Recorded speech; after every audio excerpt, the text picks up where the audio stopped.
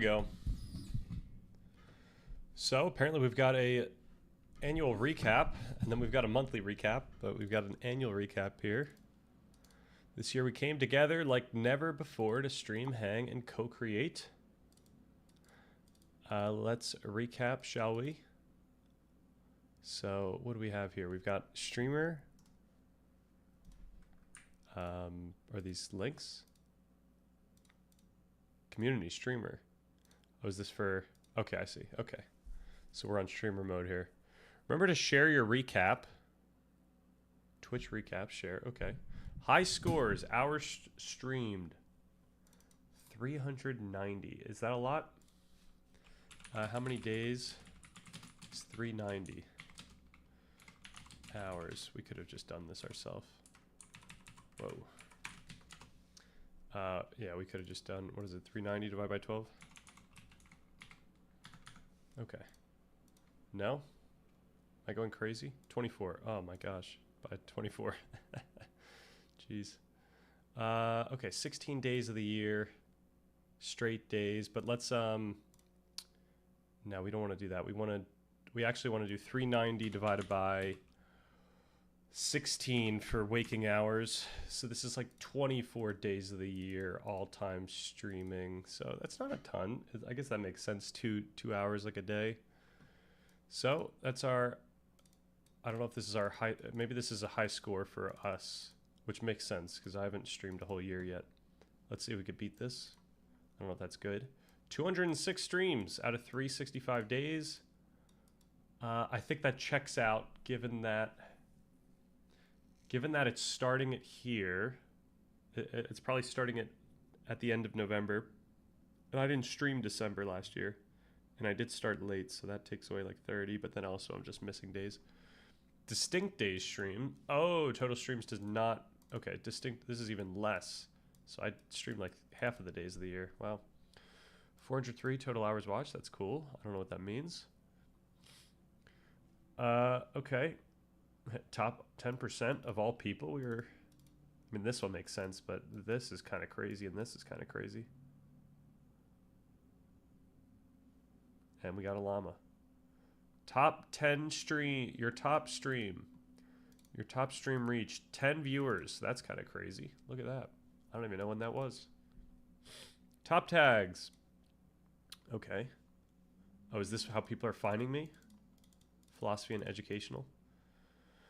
10,000. This is pretty crazy. 10,000 chats received. Biggest fans. Look at this. We got all Darmanom coming in twice, padding the numbers. Energy Dompter and Onion Helmet. Biggest fans. Shout out. I'm here and I'm square. I think you're a circle, actually. Look at this. Oh, now you're square. Crossovers. Who raided you? Sirkar. And we also had the raid of... We had like a huge raid that one day. I keep forgetting the person's name. It's like something to the iPie. It's a play on that one equation. Raid sent for... These were all orchestrated by Energy Dompter. Clip that. 3 clips made. Unique clippers too. Nice. Hype happening. New followers. 61. Hell yeah. Chat badges unlocked. Okay, cool. Thank you. Share the recap.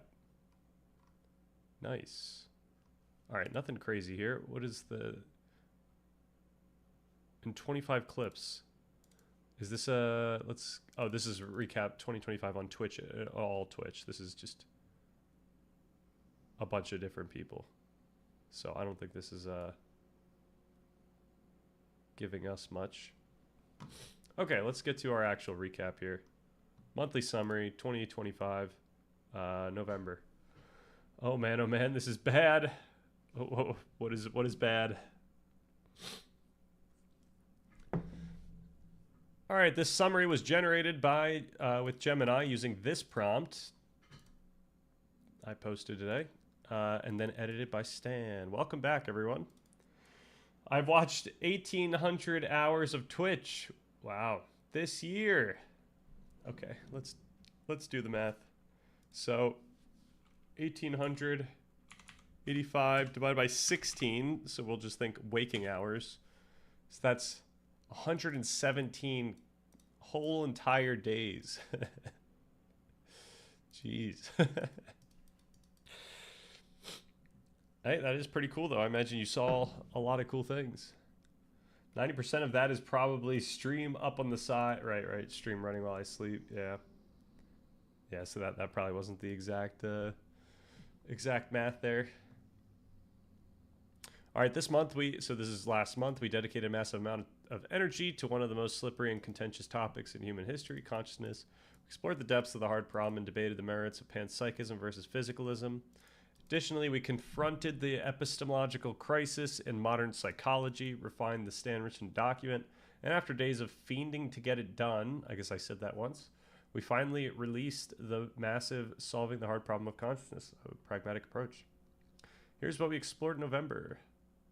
The bulk of our sessions this month focused on finalizing the arguments for the new video and seeing where our framework fits in the philosophical landscape.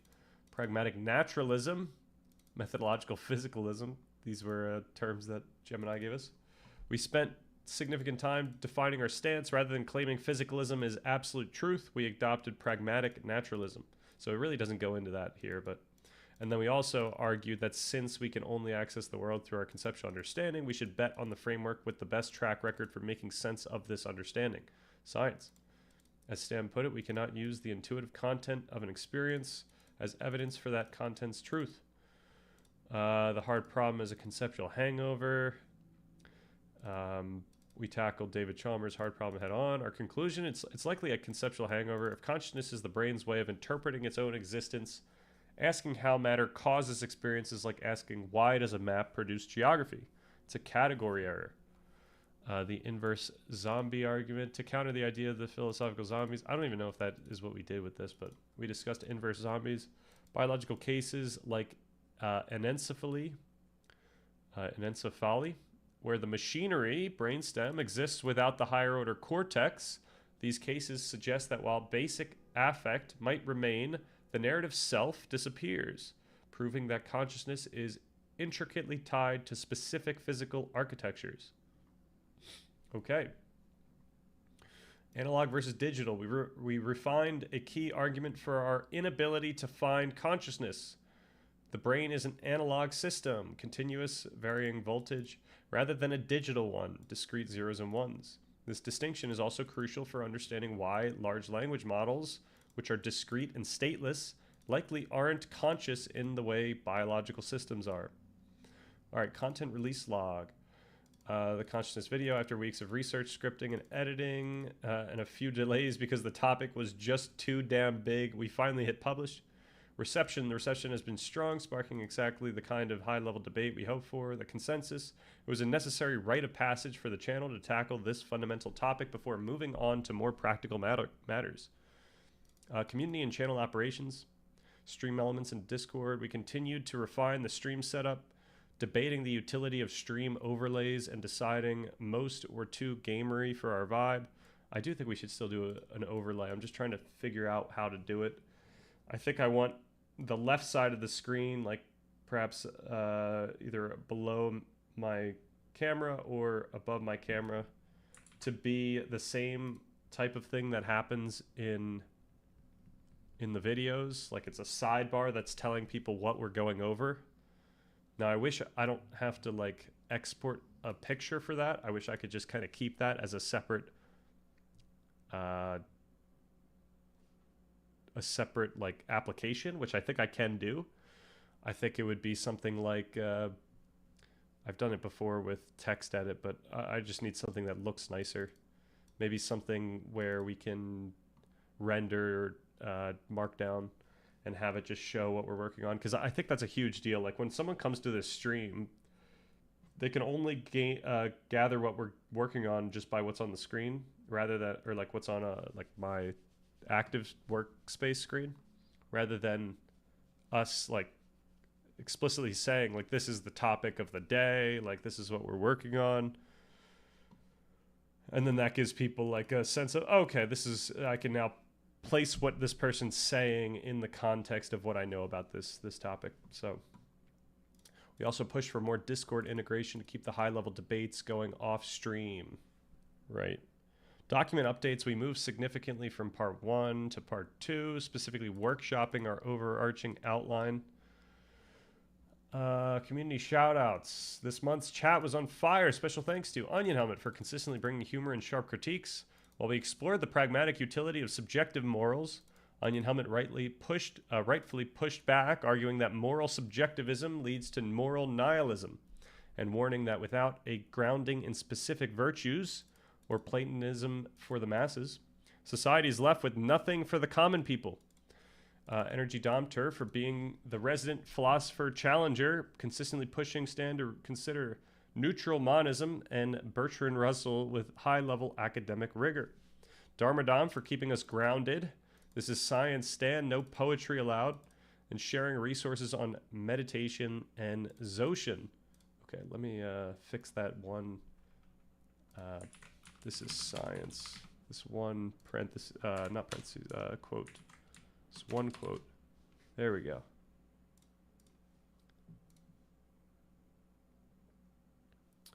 I'm getting increasingly more excited to really dive into Dzogchen. I don't know if I'm saying that correctly. Dzogchen. But I think we're going to save that for Meditation Month. I'm pretty sure that was a joke by Dom. I'm sorry, was it something that you said, or was it something that he said? Oh, this was, yeah. I think this was a joke. So yeah, I don't know if it's understood the sarcasm here. And sharing resources on meditation and Dzogchen. We've already lost it.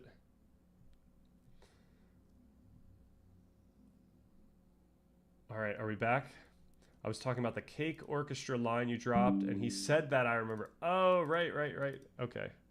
I think we're offline. Okay, now we're back. That's a ton of fun. I got to figure out if I need to ditch Restream or if there's any other service that does what Restream does, because I think it's a Restream issue. But yeah, I think that is exactly when he said that, so keeping us grounded. I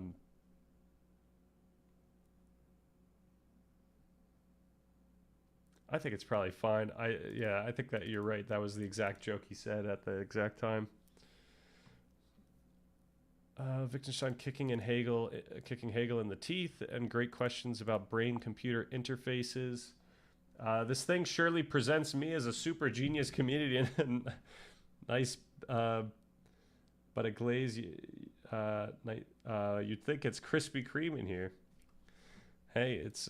I think it's trying to match the positive nature. I think that's so. Like in the prompt, I think that's coming from the vibe: constructive, intellectual yet accessible, collaborative, and focused on improvement. So perhaps it's like that, as well as identify distinct users to highlight who contributed meaningfully. Do not select based on volume of messages. Look for insightful questions that spark community discussion or deep explanation from Stan. Consistently positive, helpful vibes, genuine humor. So it's genuine humor that added to the stream's entertainment. Yeah.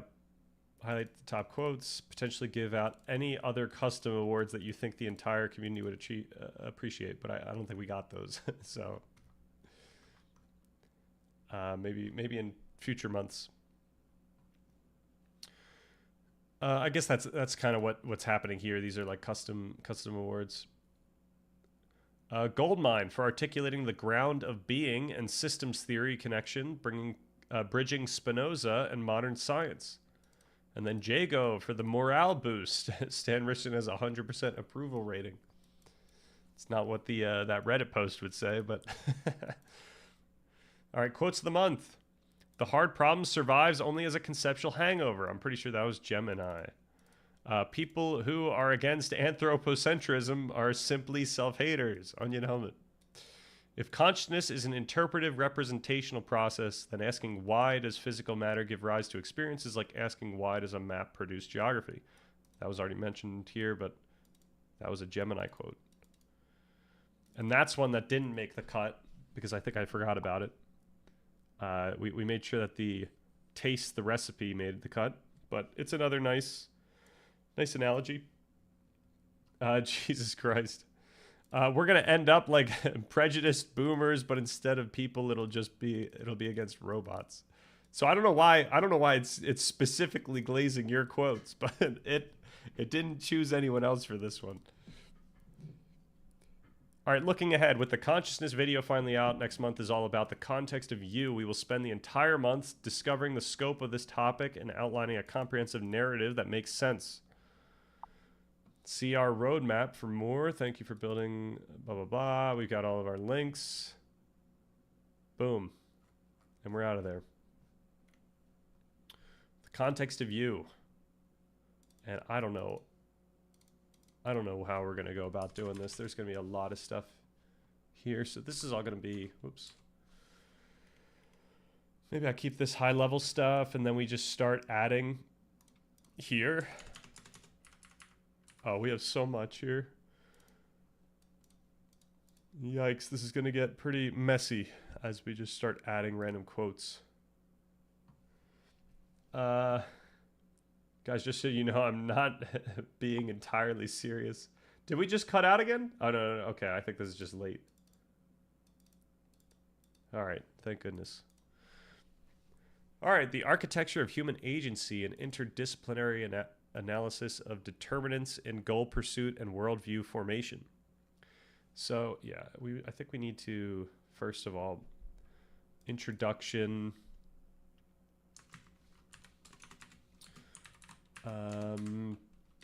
how these things affect one's understanding of the world and their freedom within it. So this is like pulling from part 1. Like we're gonna talk about the things that actually give more context around what would affect the way you think about the world. Specifically drawing to our discussion of predisposition again. How we're predisposed to think about things in a certain way. But this is really the discussion of disposition as like aspects of your life that are in some sense affecting predisposition over time. So like it's somewhat more static than like predisposition is a very dynamic concept where in every single moment you're predisposed to experience the world in a certain way. It's like it's a little more philosophical when this is more like scientific in a, you could start finding things in psychology and cognitive science. All right, the concept of human agency, the capacity of an individual to act independently and make free choices, has historically been the subject of a polarized debate between biological determinism and tabula rasa, I don't know what this is, environmentalism. However, contemporary research across neurobiology, genomics, and developmental psychology and sociology suggests that neither perspective is sufficient in isolation. So this is kind of what we discuss in part 1. And we're not trying to make that type of case in this section. Like we've already made the case that it's all that predisposition is affected by nature and nurture. And we kind of explain how those two interface together with our discussion of epigenetics.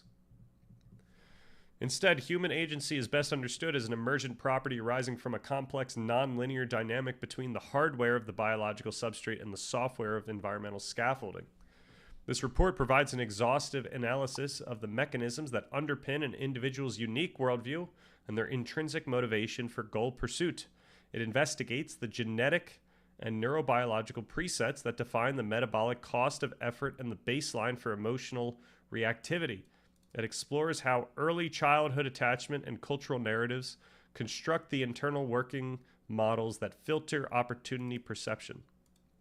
It examines so some of this stuff, like that define the metabolic cost of effort, like some of that stuff is actually going to go in the core levers of agency here.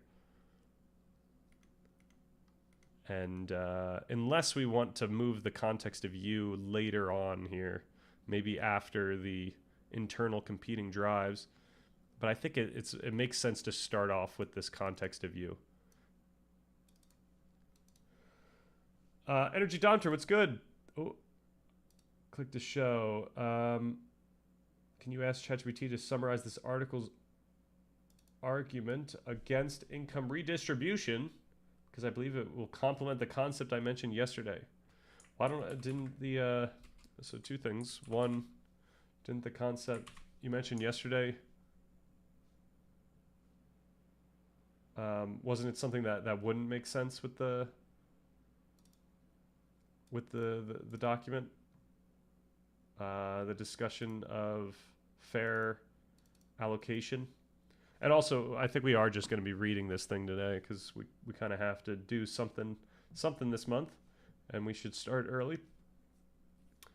I believe it argues for it more rigorously.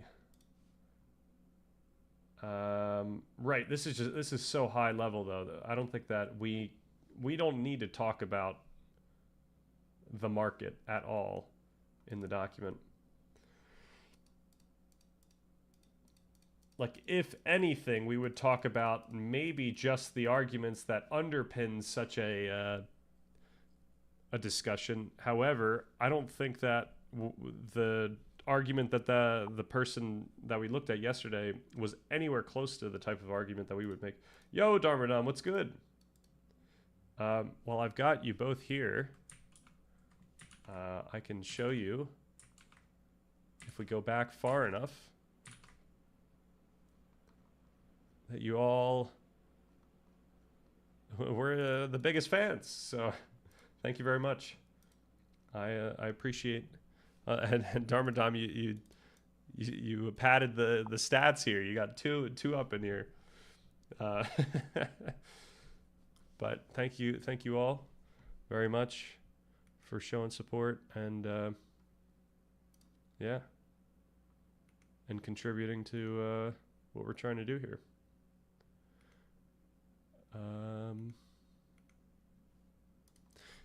Yes, so I guess Energy Dompter, to answer your question, I don't think we can do much today in any topic. I don't know if we would do that topic another day because I don't think it just makes sense with, or I don't think it makes sense with what we're, with the document at all. Oh, I saw a good Dr. K video today on AI. Ooh. I might want to hold on to that for when we do our AI discussion. Do you remember what it was called?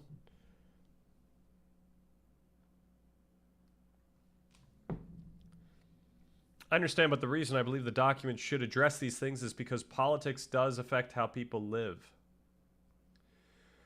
Right, so when we talk about economics, I think we're going to talk about specifically how economic status or cultural status, etc., like literally in the discussion today, how those affect how people think. But it wouldn't be like once we get to the aughts, then we're out of scope. Like this isn't like we can't talk about any philosophical argument in this discussion. There's no philosophical argument about whether or not people ought to be experiencing the scarcity. Like obviously we don't, like I don't want people to be experiencing scarcity. But like this isn't the place to talk about that. All right, let's get this. Okay, y'all. Today. Let's get this saved. AI is slowly damaging your brain. Yeah. Yeah, we do need to do a run through of this. especially if we're going to have a video talking about AI in like a comprehensive way, or at least language models. I think that's all we're really concerned about here. I enjoyed this video. Why you still haven't grown up. All right, this is like a part 3 type of topic. So I could put this in the like a watch later. We could do that on a Friday too. He was showing people using it for therapy and how it had. Oh, I see. Using it for therapy and how it has opposite principles to therapy. And people going crazy. I wonder if you could, if you were like smart about it. I wonder if you could give it directives to follow a certain type of standard in therapy rather than just kind of running with it, where I imagine it would start going in whatever direction you want it to. So I feel like you might need to make some constraints.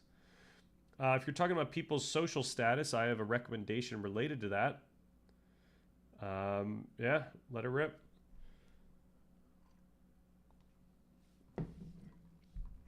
We might have to do a whole day on that. All right, investigates the genetic and neurobiological presets, blah, blah, blah.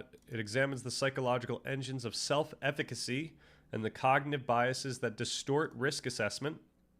Furthermore, it situates the individual within the rigid structures of socioeconomic geography, analyzing how place acts as a silent arbiter of potential. Finally, it turns the lens upon the cultural artifacts of agency, the philosophical frameworks and self-help narratives that individuals use to make sense of their striving. Some of that stuff is going to not be in scope here, and perhaps we would put it in the epilogue or part 3.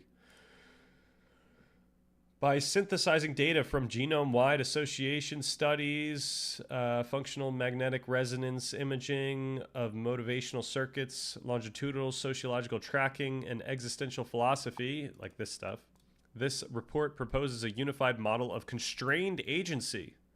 In this model, biological predispositions create a probability distribution of potential behaviors, which are then selected, reinforced, or suppressed by the opportunity structures of the environment. Wow. The result is a unique cognitive style and motivational profile that defines how a specific human being navigates the pursuit of their goals. Interesting. I don't know if we're going to want to go in that direction. There's actually Jago and I, we've for a while, like going a while back, we've talked about how you can think about the future as a range of outcomes, like potential outcomes. You could just think like there's some, multi-dimensional set of outcomes, and following the same idea of the world being an analog system, and these the difference between these two possibilities would be like continuous. So this is like it's an infinite set that's still bounded. It's like bounded. Like there's no future in which I become as popular as Taylor Swift, right? As a singer, let's say even make it worse. Like none of my outcomes include me being a popular singer at the echelon of Taylor Swift. That said, like I don't know where those bounds are. Like I don't know what the possibilities are. So we're in this position, we're in this non-privileged position where we can only consider that there is just this bounded, infinite set of possibilities, and we can say that let's now sort these outcomes according to how much I would want them to be to occur. So there's future outcomes that I want. There's future outcomes that I don't want, future outcomes that I would really like that would lead to, me enjoying my life and all that, and ones that don't. And so then we can start considering, like, what can you do now that makes it more likely that you get the ones that you want?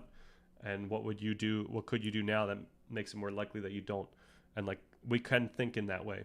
So this is, like, kind of similar. What it just said was kind of similar to that. I don't know if we would want to do that in part 2, though it maybe makes sense to do that, but I think that makes, like, that type of discussion probably fits part 3 more. If we do it in part 2, we would definitely also do it in part 3, but I think maybe just part 3. What is the concept of performative identity discussed by, and how can being self-conscious of it be utilized to foster authenticity? All right, so this is, I don't think this is the type of topic that would be in this discussion.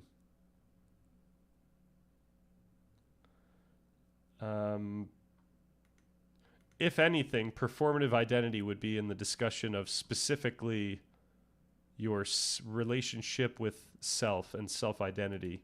So maybe we can put this here.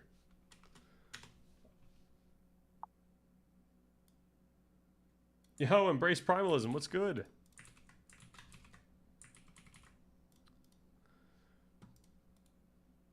Okay, so then we have, back to the top here.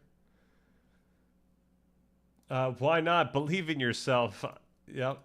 All right, we're switching we're switching goals on this channel, and the goal is, how can I become a global pop star? If you believe you are bound, you are bound. Right. Well, in some sense, we are all bound, right? Like in some case, the idea is we don't want to believe in the bounds. We don't want to believe that the bounds are anywhere concrete. Like, of course, unless it's something like become a global pop star. That's probably out of the bounds. But I get what you're trying to say. Like, we don't want to discount possibilities that are actually within that range, because we don't know anything about that range. I could probably smoke Taylor in a rap battle. You might be able to. Whiskey. What's going on with the whiskey? Ashtavakra Gita says that. I'm not sure what was said. True and false in a sense, I think, like most things.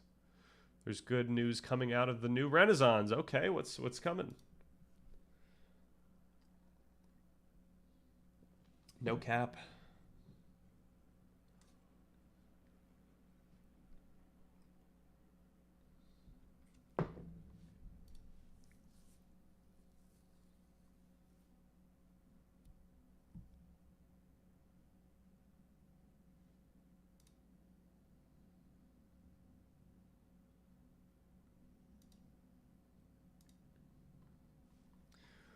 Okay.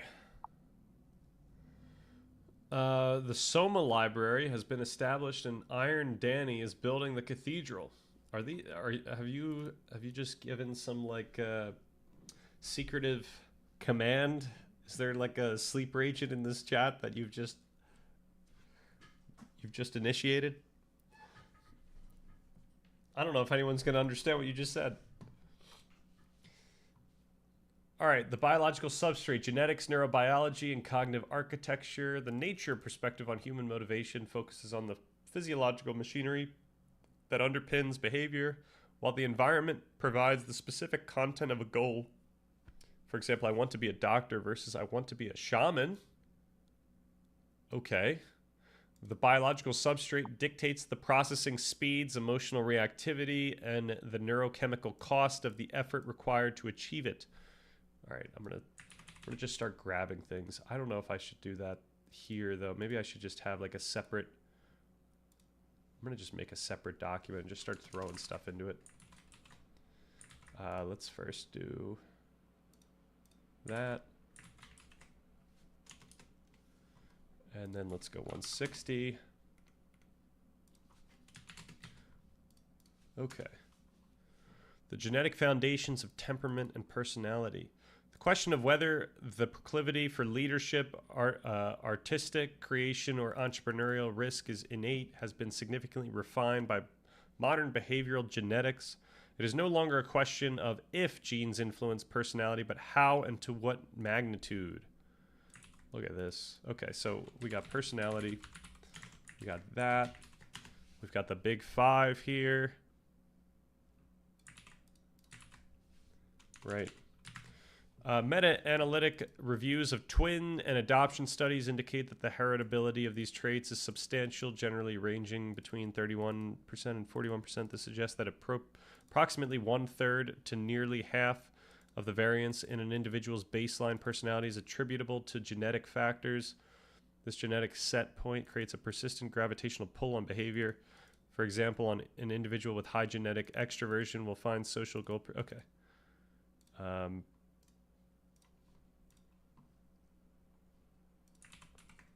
Let's just throw that here.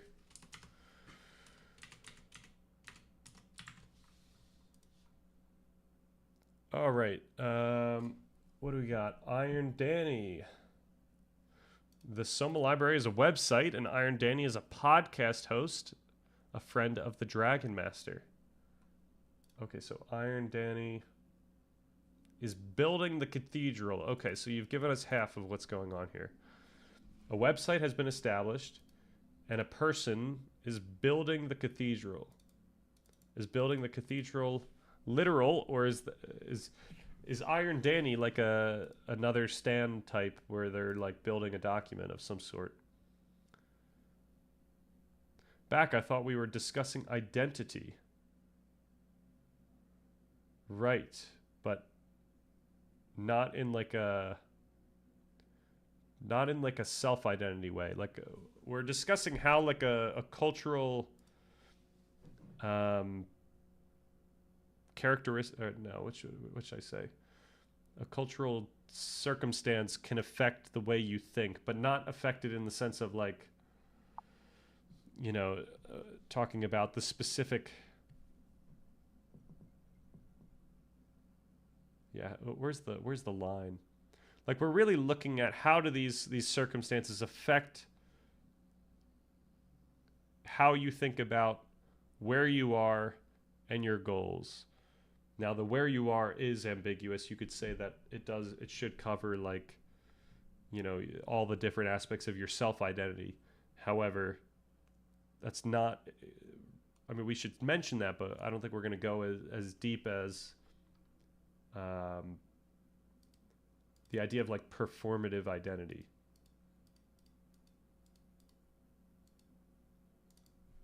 Which I don't quite, do I know what this is talking about? Is not a fixed internal quality, but is instead a product of repeated actions, behaviors, and social interactions.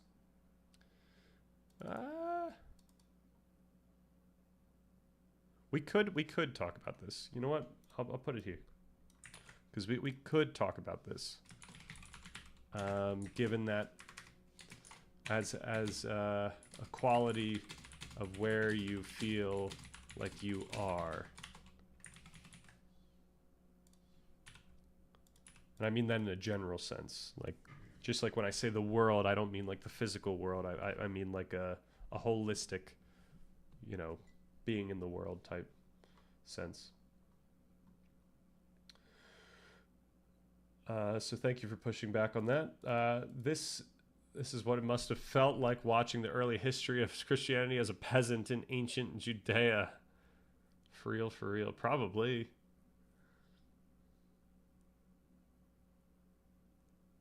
Just being like, what is going on? I'm not actually sure what the cathedral is. It could be actual infrastructure, but you just know it's begun. All right, specific genetic loci and behavioral outcomes.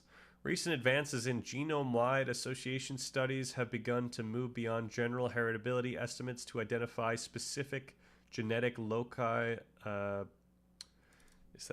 This would be loci, right? Or am I going crazy? Do we get it here? No.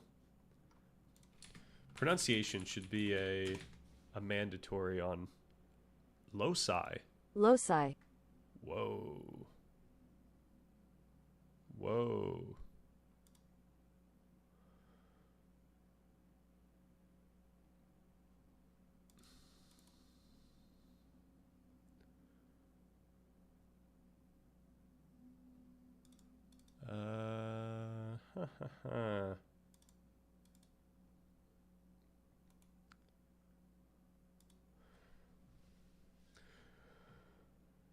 That's the word. Are you saying it is definitely loci?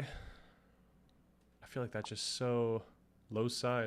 That's what we're seeing here. All right, that's definitely a fake pronunciation. Why isn't it called a losation then? True. Yeah,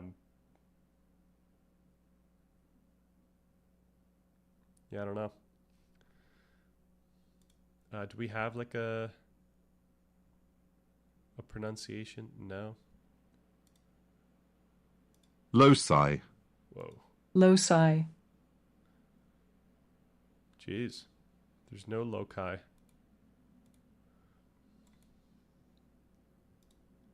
Applying to college. Straight up loci. Low key? Low C? I spell it out. L-O-C-E. E? No, okay, is there no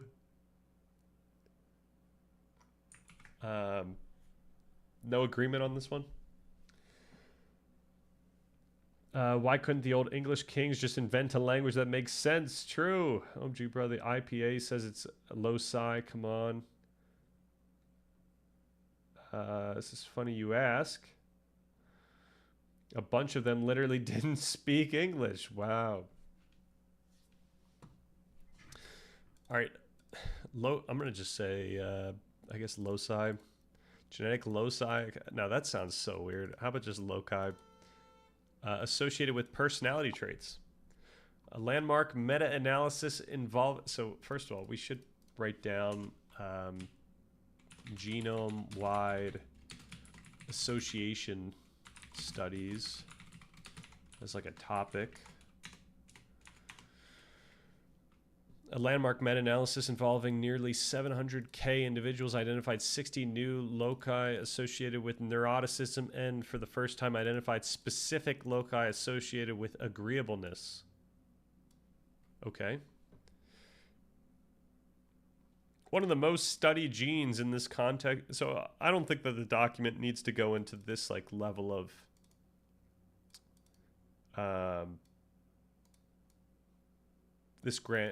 this granular building up these concepts. I think that the document, similar to how we do it in part one, would just tell people, hey, the big five is this thing. This is what it tells us. And then in the bibliography, we cite a place that actually builds up the like this type of maybe even this. This is probably not. Could this be? I don't know. I wouldn't cite this. But we would probably cite like a book or a textbook, just like how we do it with the other topics. One of the most studied genes in this context is the MAOA gene, which encodes monoamine oxidase A, an enzyme involved in the degradation of neurotransmitters like serotonin and dopamine. Research highlights a divergence in outcomes based on genotype. Okay. Associated with lower levels of anxiety and higher levels of extroversion. So this is just pointing out that it's there, but we only care about what it means for us. This genetic variance creates a baseline affective tone for the individual. An individual with the 4/4 genotype may be biologically primed to perceive novel environments as potential threats, requiring greater cognitive regulation to overcome the avoidance instinct. Conversely, the 3/3 genotype may predispose an individual to an approach orientation where novelty is perceived as an opportunity for reward. So this is specifically with openness. This fundamentally alters the cost-benefit analysis of goal pursuit for the anxious individual, or is this neuroticism? The cost of pursuing a high-risk goal includes a heavy tax. Okay, so like this is something that I'm going to just gank and figure out how to tell this story in our own way. Because they were too busy bog trotting. What is bog trotting? Does the document have advice for people who are neurodivergent? It should. We should have neurodivergence as a topic in this section for sure. Furthermore, genetic correlations exist between personality traits and psychiatric vulnerabilities, which can fundamentally alter the trajectory of goal striving. A high genetic correlation has been observed between neuroticism and anxiety disorders. This is stuff we know. We've been new. This suggests that for a subset of the population, the struggle of goal pursuit is not just against external obstacles, but against a biologically mandated internal resistance. Now, of course, this is like not something we want to harp on. We want to harp on the fact that it's beneficial for you to know what might be an obstacle to you that you might not see other people facing. So you can work around that obstacle. Or you could also see the benefits of it. So conversely, conscientiousness, the trait most robustly predictive of academic and occupational success, shows a distinct genetic architecture related to impulse control and the ability to delay gratification. Conscientiousness, I think of all the big five, like might be the one that is most obviously a trait that you just want. Like there's arguments for extroversion and introversion. There's arguments for having a little bit of neuroticism versus not. I mean, that's another one where you probably you don't want to be that neurotic. Openness, you can make an argument that too much openness doesn't help you out. And then what else have we got? We've got agreeableness. That's one where both sides help you out in some things. And I don't remember what I'm missing. But conscientiousness, that's one where you're like, maybe too much conscientiousness could be a problem. You become too orderly and now you're like a germaphobe. But all right, I would recommend looking into the research by Simon Baron Cohen on autism. Okay. Does that count as under neurodivergent?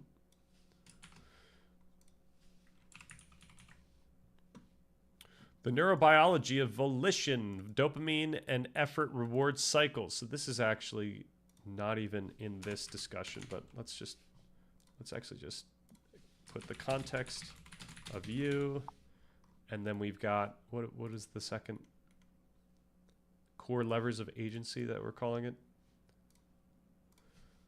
Core levers of agency.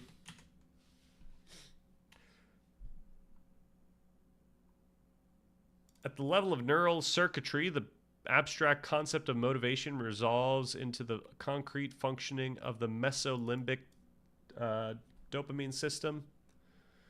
Historically misunderstood as the pleasure molecule, dopamine is now recognized by neurobiologists as the driver of incentive salience, the wanting rather than the liking of reward. So this is stuff that we're going to talk about next month, January. But if it's going to give us information on it now, we might as well take it. Are these discernments on relation to our monist world? You're going to have to give me a little more than this. Are these discernments? So what are we using with discernments? Things I'm discerning. Discernments is in what I'm writing down here. Discernments is in things I'm reading or saying. In relation to our monist world. And then are we talking about like an aspect of like I feel like monism now doesn't have any part in the discussion unless we're leveraging it as like a tool, which we might within like the mindfulness section and the meditation section. When we're talking about our goals, we have to act as if we are a person that can do something that really that reaches us, that allows us to reach our goals. You talking monads? I don't even know what monads is. Programming concept and functional programming that acts as a wrapper for a value, providing a framework for chaining computations and managing side effects like errors or asynchronous operations. Interesting. Oh, flat map. Okay, I see. And monoids.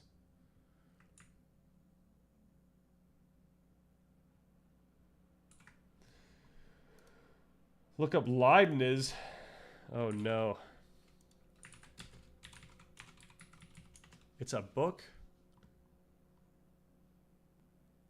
Monadology? What is going on here? Is one of Leibniz's best known works of his later philosophy. It is a short text which presents a metaphysics of simple substances. Two short texts after his death, which was intended, blah, blah, blah.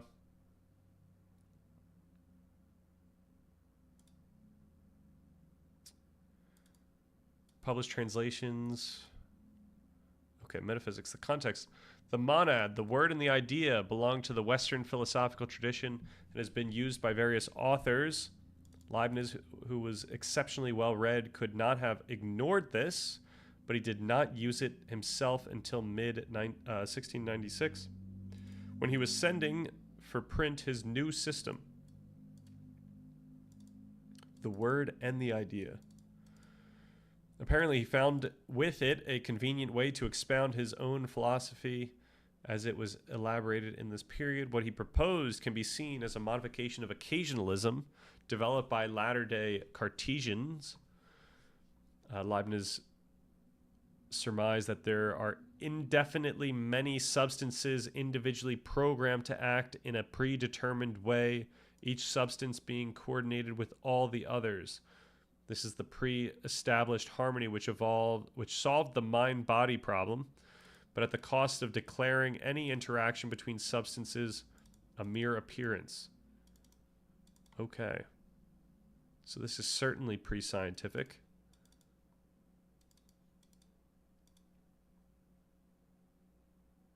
Oh, it's a rhetorical strategy. Oh, we've talked about this before. Oh my gosh. We've gone through this. Yeah. Yeah, I don't think we're going to gain much here, unfortunately.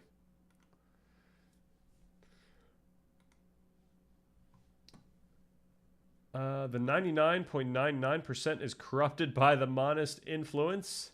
It is the world we live. So are you still living in it? I thought you have exited this world. Are you the 0.01?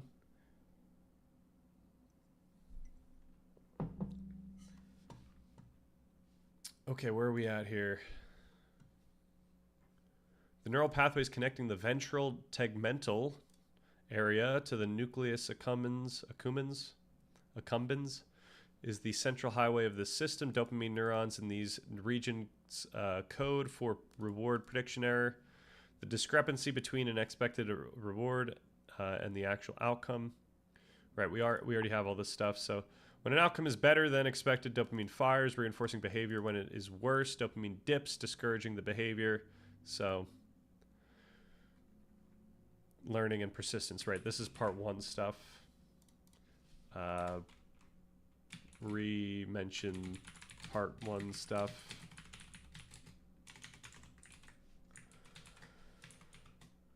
Okay, what do we have? Dopamine and the calculation of effort. Crucially, dopamine levels influence the willingness to exert effort. So perhaps we're discovering that maybe we need to do this discussion, the core levers of agency, prior to the context of you, if we want to be as in the weeds as we need to be about this. Motivation is effectively a cost-benefit calculation performed by the brain. Is the predicted reward worth the metabolic and cognitive cost of effort required? Right, and that's kind of reductive because, you know, the brain is not like a singular system that is like this is a interpretive lens to consider what the entire brain and body is doing in the moment. But different parts of the brain are dealing with different types of predictions related to what they're working on. And they're not concerned with like static outcomes, but they're specifically concerned about policies of like what they should be doing. So that they're predicting what action they should be doing based on their current action and things. So like their priors here, and then what's you know, the new information that's coming in.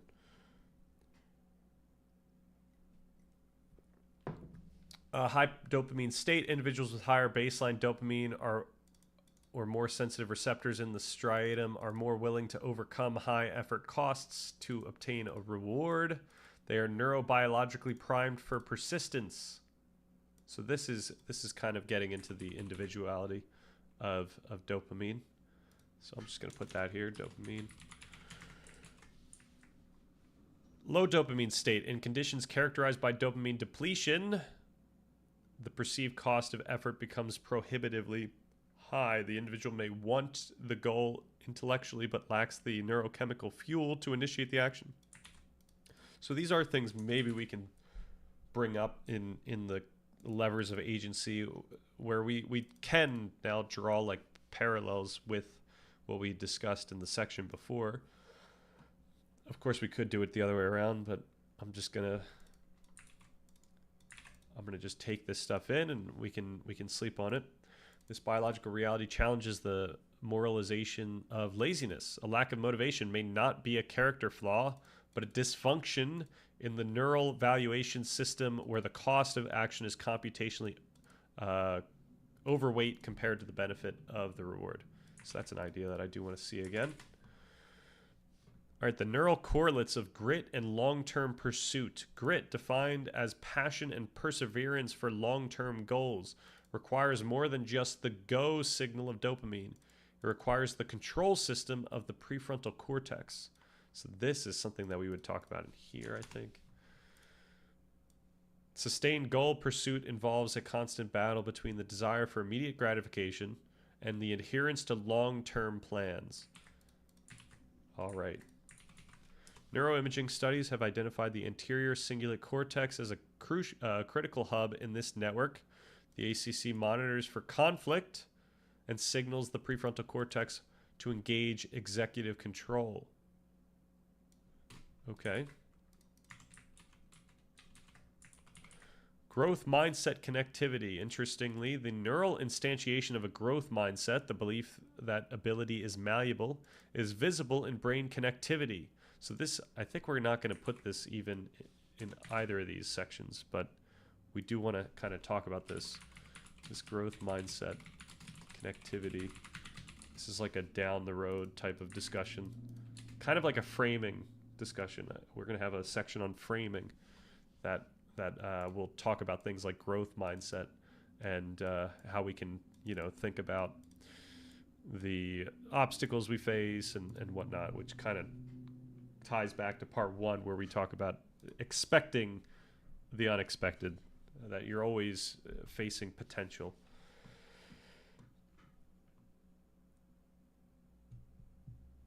All right, individuals with a growth mindset show stronger functional connectivity between the striatum and so reward and the dorsal ACC, error monitoring. This suggests that for these individuals, the detection of an error is not processed as a failure threat, but as a salient piece of information for learning. Okay, so yeah, this is part of the discussion. Cognitive styles, differentiating neuromyth from neuroreality. How individuals process information constitutes another layer of biological diversity that influences worldview. It is necessary here to distinguish between scientifically validated cognitive styles and pervasive educational myths. So this would be in a completely separate discussion. So let's start doing that now. We've got this guy is going to be in like the discussion on framing. This is going to be in the discussion of learning.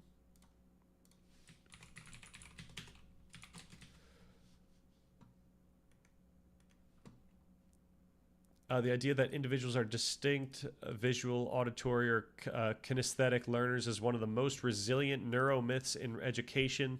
Extensive research reviews have found no empirical evidence that matching instruction to these preferred modalities improves learning outcomes. I've heard that before. The persistence of this myth can be harmful as it encourages individuals to adopt fixed self-conceptions. For example, I am not a math person because I am a visual learner, which can artificially limit goal selection and persistence. So this is another instance where, in framing, we should even talk about, not limiting oneself. In other words, not expecting a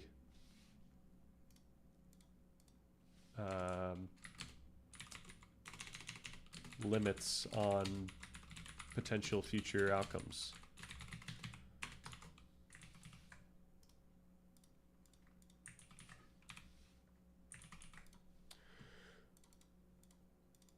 Validated cognitive styles. However, legitimate cognitive styles do exist and profoundly shape opportunity perception.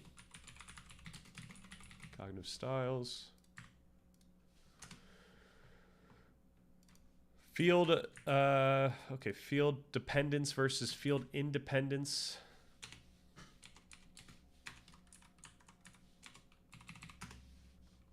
This dimension measures the extent to which an individual relies on external versus internal frames of reference.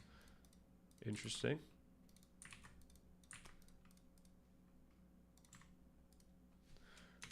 Field-independent individuals perceive items as discrete from the background. They tend to be more analytical, intrinsically motivated, and gravitate towards STEM fields, where restructuring information is key. Field-dependent individuals perceive information globally and are more influenced by the prevailing social context. They often excel in domains requiring interpersonal sensitivity and social intelligence. Wow. So we'll have to vet this. So I haven't heard this before.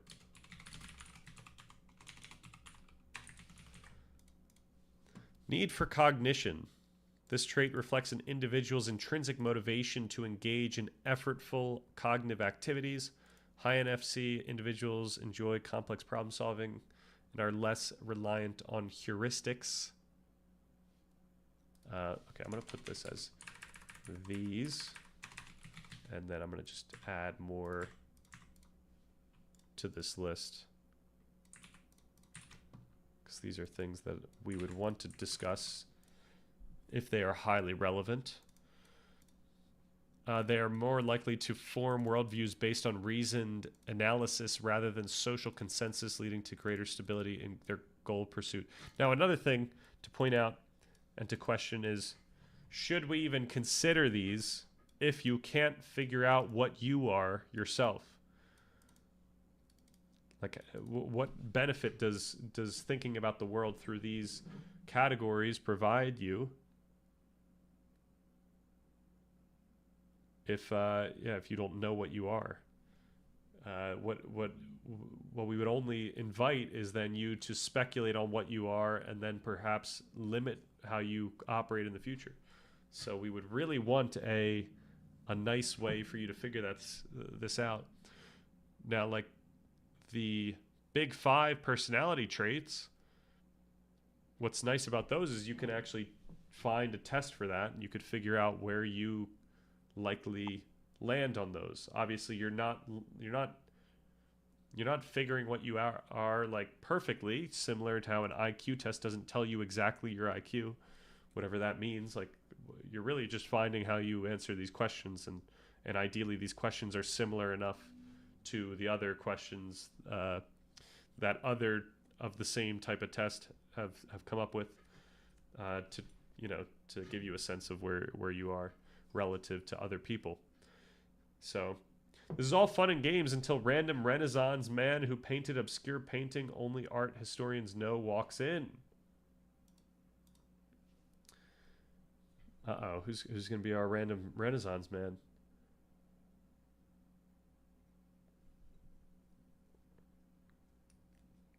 Painting only art historians.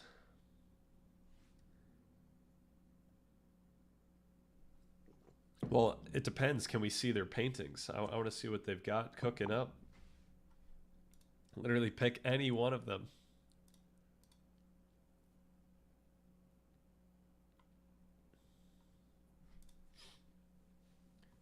I feel like we need a painter in our squad.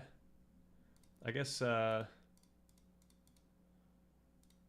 Darmadam working on the posters is pretty close.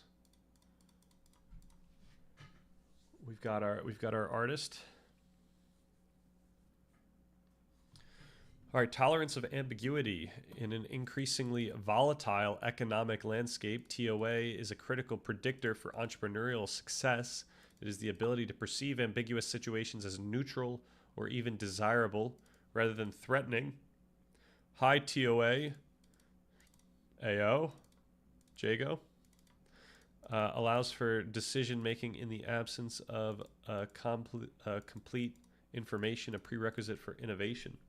Low TOA leads to premature closure, where an individual forces a solution, often the wrong one, simply to resolve the anxiety of the unknown.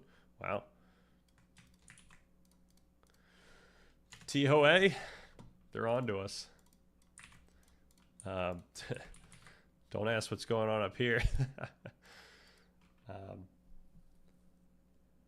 I'll get right to it. Yeah, I want to see this painting on you now.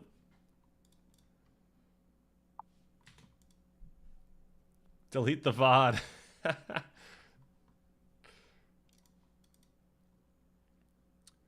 Okay. Yeah. So these only help us if we know how to measure these. Yeah, to measure ourselves. And this document doesn't really care about entrepreneurial success. I mean, maybe that's an interesting thing to bring up, but we really just care generally how we resolve anxiety or live with it, so tolerate it. All right, the developmental scaffolding, nurture, culture, and early learning. So I think we're back up to core levers. Nope, we're back up to the context of you on this one. If biology provides the seed, the environment provides the soil. The nurture perspective examines how external forces, from the micro environment of the family to the macro environment of culture, shape the expression of genetic potential. These forces fundamentally alter how individuals define opportunity and the strategies they employ to pursue it. The attachment theory, the internal working model of the world. The earliest and arguably most profound environmental influence is the relationship between the infant and the primary caregiver. So we do talk about this in part 1 of the document. Attachment theory posits that this bond forms an internal working model. So a cognitive and emotional template for what can be expected from the world and oneself. So we should mention that again.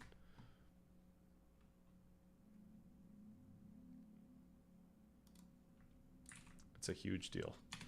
This model persists into adulthood, influencing career negotiation and goal setting. Man, I feel so nervous as like a potential future father. Like those first couple of years, like really the first couple of months, I just feel like are so important. Like I have to be on point. I have to be like walking into the room with like my nicest suit. I have to have a tight 5 whenever I talk to this kid. This is where we really imprint everything. All right, what's going on with these images? Is this your painting? Oh, look at this. Is this yours or is this yours? I actually don't know what's going on. Botched Jesus. Did someone attempt to paint this? Because honestly, this is kind of nice in its own right. Like it doesn't look like Jesus, but it looks like something, you know? It looks like its own creation. Like if I had a choice of which to hang in my apartment right now, I would choose this one.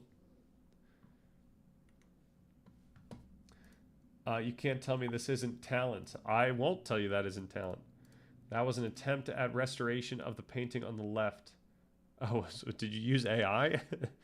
or Or did you actually make that? Or did someone else make that?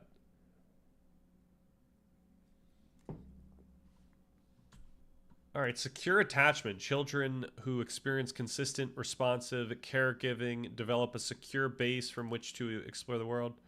In the context of adult goal pursuit, this translates into higher self-efficacy and a growth orientation. Secure individuals are more likely to seek support, social support, a critical lever for professional advancement, and are more resilient in the face of failure because their self-worth is not solely contingent on external performance. This is a lot. Are we really? We have to go into these. We need to do a lot of research on attachment theory. I should read a book on this, honestly, because this is a crazy, huge discussion. Also, I don't know if this is necessary, once again, because this isn't something you can, like, how are you going to know? And why would it matter? Like, this, part 2 is supposed to be practical, so while we do talk, we actually do talk about this in part 1, just at, like, a lower, at a lower level, and not for that long. Yeah, like, would this really help you out knowing that you, like, knowing that you had secure attachment or anxious attachment? I think this is just kind of information that we really don't need to care about here. Or what we do is we have a specific subsection that discusses things that you can't do anything about or you can't measure. And we specifically point out that we ought not speculate as to which of these we have. All right, parenting styles and the formation of professional ambition. Parenting styles serve as the primary transmission mechanism for cultural values and self-regulatory strategies.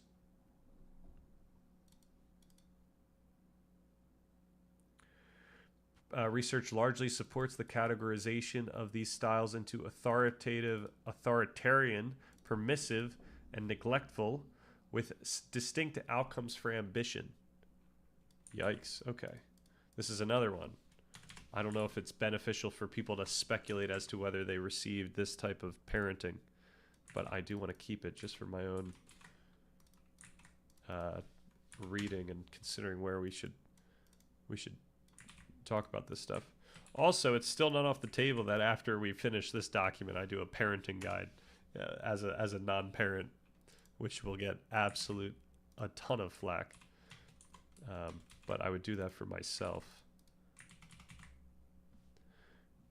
All right, cultural dimensions, this definition of success. Culture acts as a perceptual lens, defining the very parameters of what constitutes a good life. Cue graduation.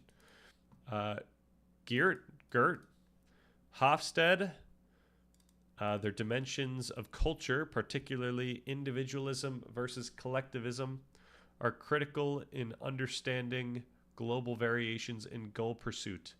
Okay, so this is like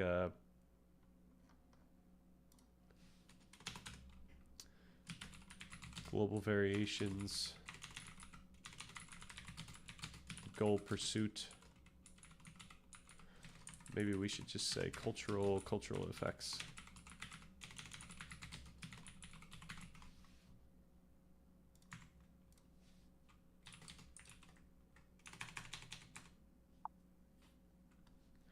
Individualistic cultures, success is defined by personal distinction.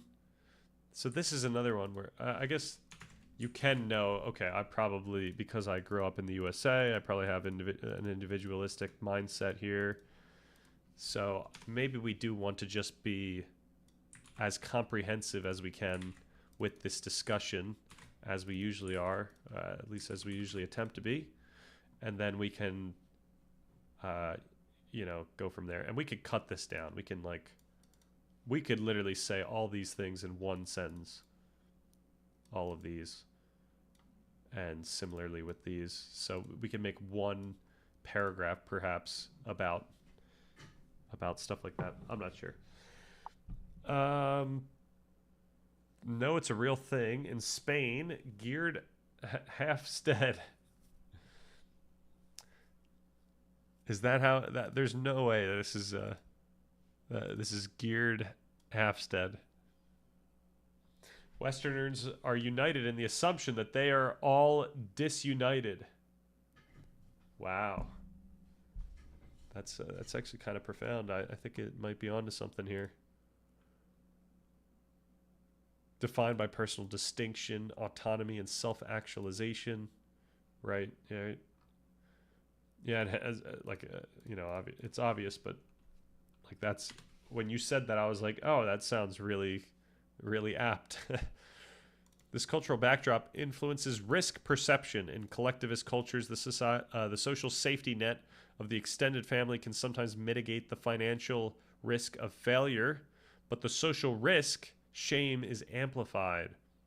Conversely, the individualist may face lower social shame, but higher existential isolation in event of failure. Wow. Okay. The psychological engine, theories of motivation and agency. Bridging the biological substrate and the environmental context are the psychological constructs that individuals use to narrate their own agency. These theories, so this is like, what would this be under? This is like cultural effects, but this is kind of like identity. Did we talk about identity? Where did I put that quote? Identity, yeah. We could put stuff here. These theories explain the engine of human striving, the software that drives the hardware. Self-determination theory, the nutrients of agency. Self-determination theory provides a macro theory of human motivation, distinguishing qualitatively between different types of motivation. It posits that all humans have 3 innate psychological needs that, when satisfied, this is what Dr. K was talking about, the self-determination theory. Okay, we don't care about this here, I don't think, because we don't want to go into a broader discussion, but we will talk about this later.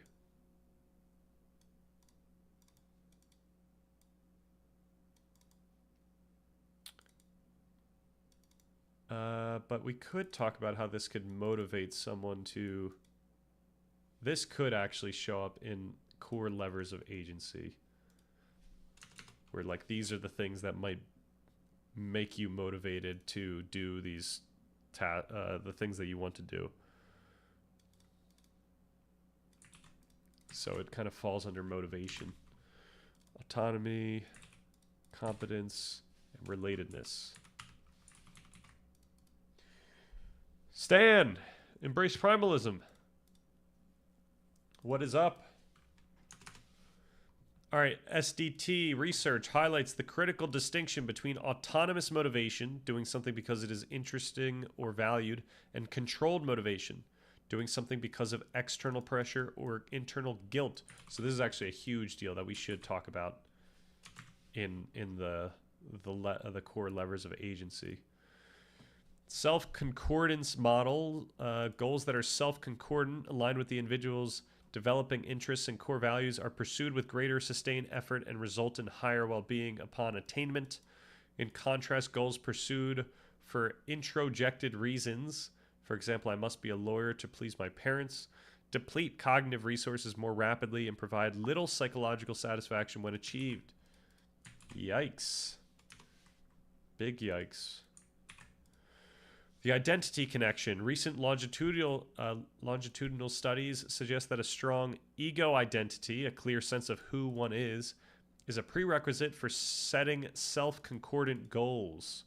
Individuals in a state of identity diffusion are more susceptible to setting controlled goals, leading to a cycle of dissatisfaction. So this is kind of setting up this. This sets up the idea about the importance of identity, which we can revisit throughout part 2, like especially with framing and learning. We could always have this discussion of how this affects your identity.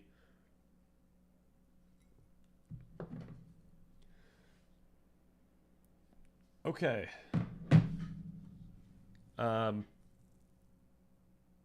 You are doing with Epic, W Epic. I smell another Marxist critique. What can possibly result in controlled motivation? By the end of this, we're just going to loop back into Thomist Marxism? Thomist? Epic? Is it, have I stumbled upon something? Buddha says self-view is wrong view.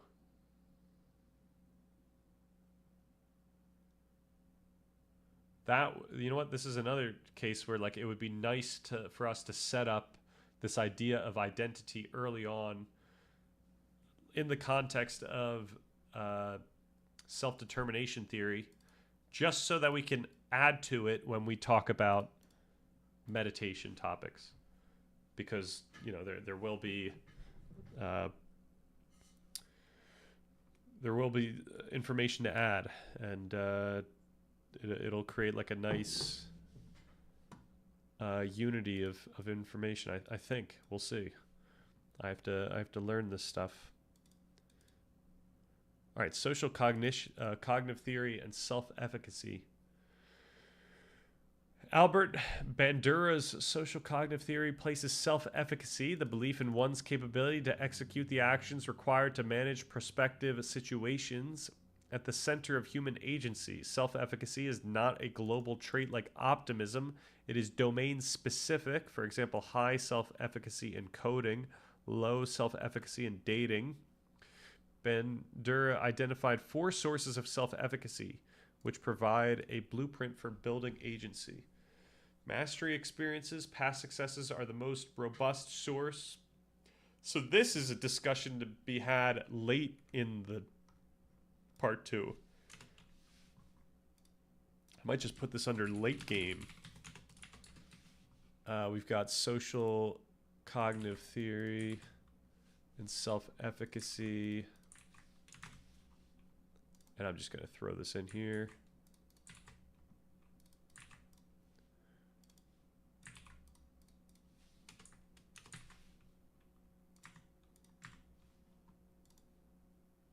Let's get all these guys in here.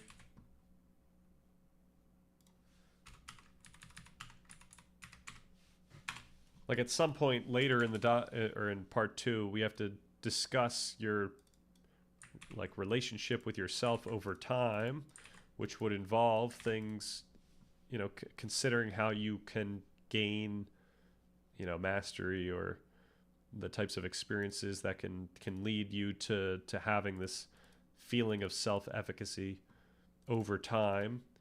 So social persuasion, encouragement from credible others, physiological states, how one interprets stress reactions. And like, yeah, this is building up, like all of these are different topics that we discuss up until this point. So that this is like a unifying framework near the end that we may or may not want to use. I like the analogy that the self is like a constellation, not really a thing, more constructed by the mind, but still with real content, just an abstraction. Right, right.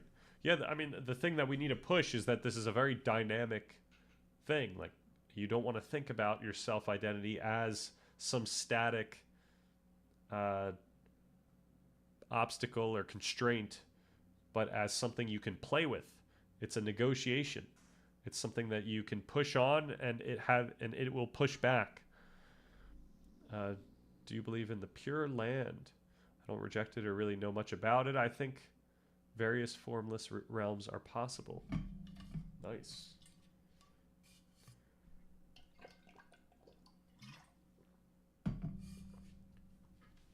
All right, mindsets and the Newtonian model of achievement. So we're back to framing, I think.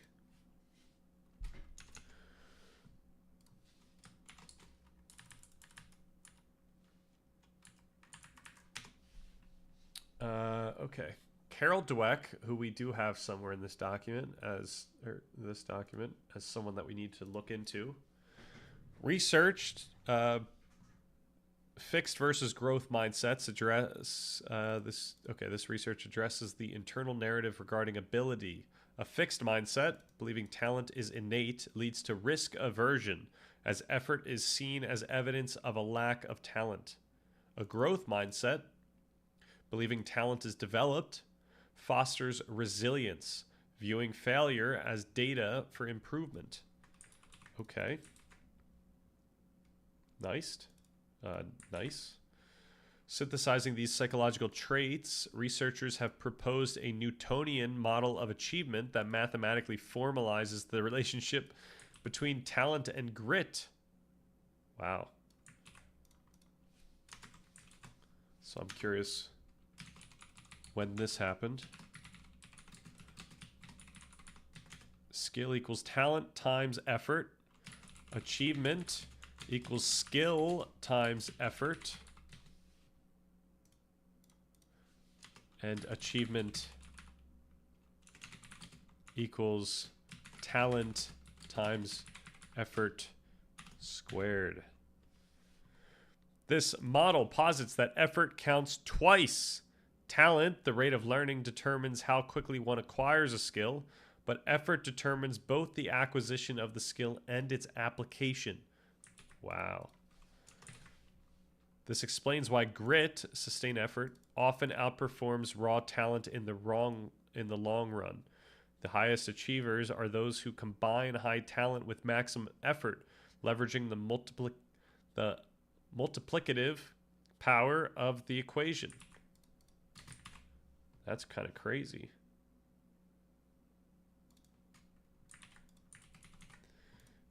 I like that. That's pretty cool. All right, the cognitive lens. What are we at? I don't know when we started because we had a hiccup midstream, but the cognitive lens: filters, biases, and heuristics. All right, now we're jumping all over the place, and I should have maybe kept it more in line with what I was trying to get at with not that one, with the context of you, but I guess we'll take what we can get here.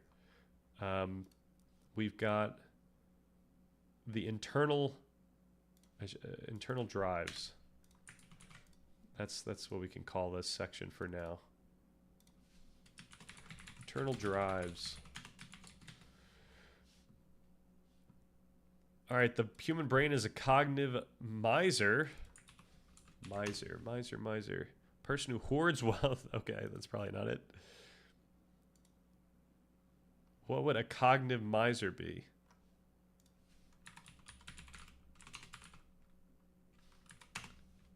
Cognitive miser is a term for the brain's tendency to conserve mental energy by taking mental shortcuts, right? Instead of engaging in careful, effortful thinking. Evolved to conserve energy by using shortcuts, heuristics, to navigate a complex world.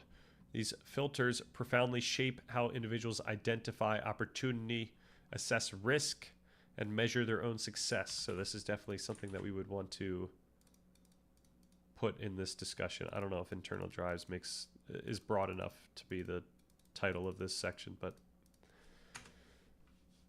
heuristics and the distortion of risk.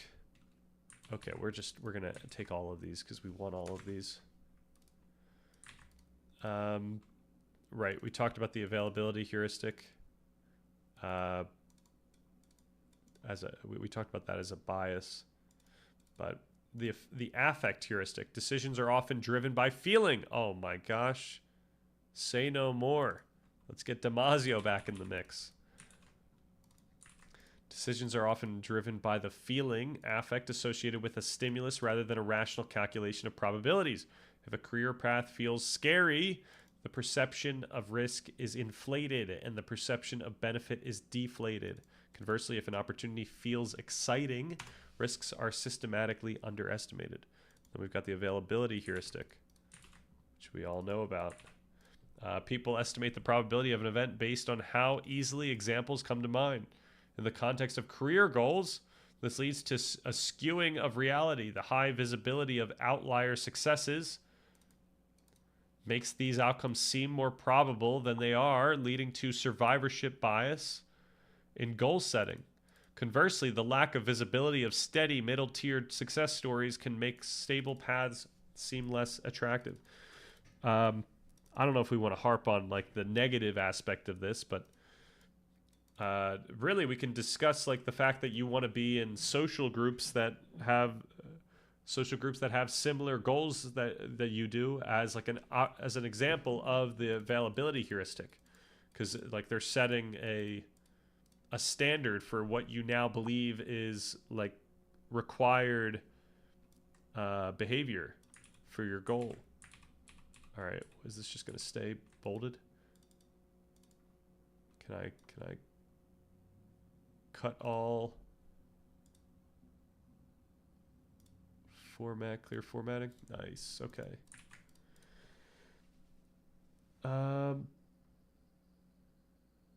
Welcome back. You've got to investigate. Holy Karl Marx. What is going on? Groups with similar goals like workers? Oh my gosh. I mean, whenever I think groups of similar goals, I always think of like school, but I guess we could think about workers. No, I don't think that's like, I don't think workers, I think the whole point is that workers, their goal isn't to work, it's all the things that the money of the work would give them. So, you know, I don't know if that's like the best example here. Biases in opportunity perception and satisfaction.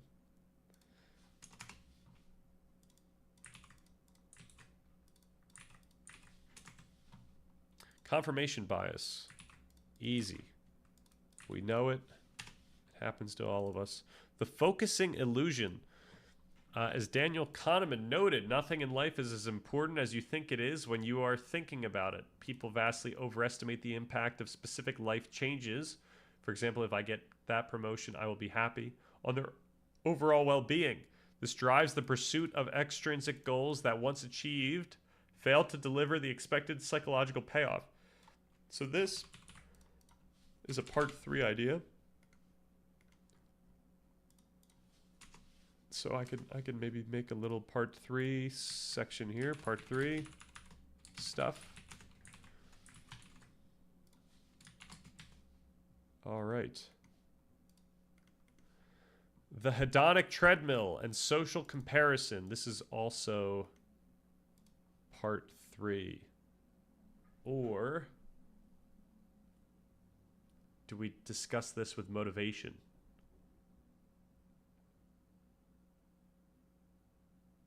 Nah, I think this should be part 3, where it's like now the goal is the satisfaction that you get from pursuing these goals, and it's not the goals themselves. This is more about how you feel about the goals in your life. So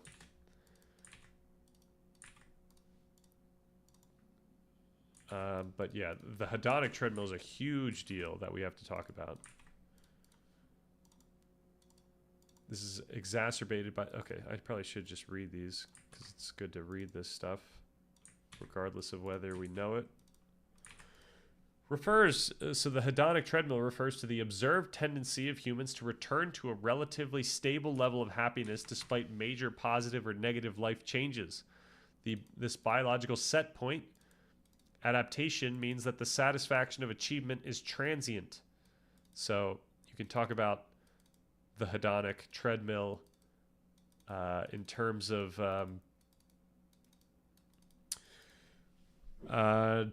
you know, you could think about this in terms of gain. So like imagine you already can pay your bills and you think that raises are going to make you happier significantly in your life, but they're not, because you get to that, you know, you get happy when you get that raise, but then you go back down to your normal level of happiness.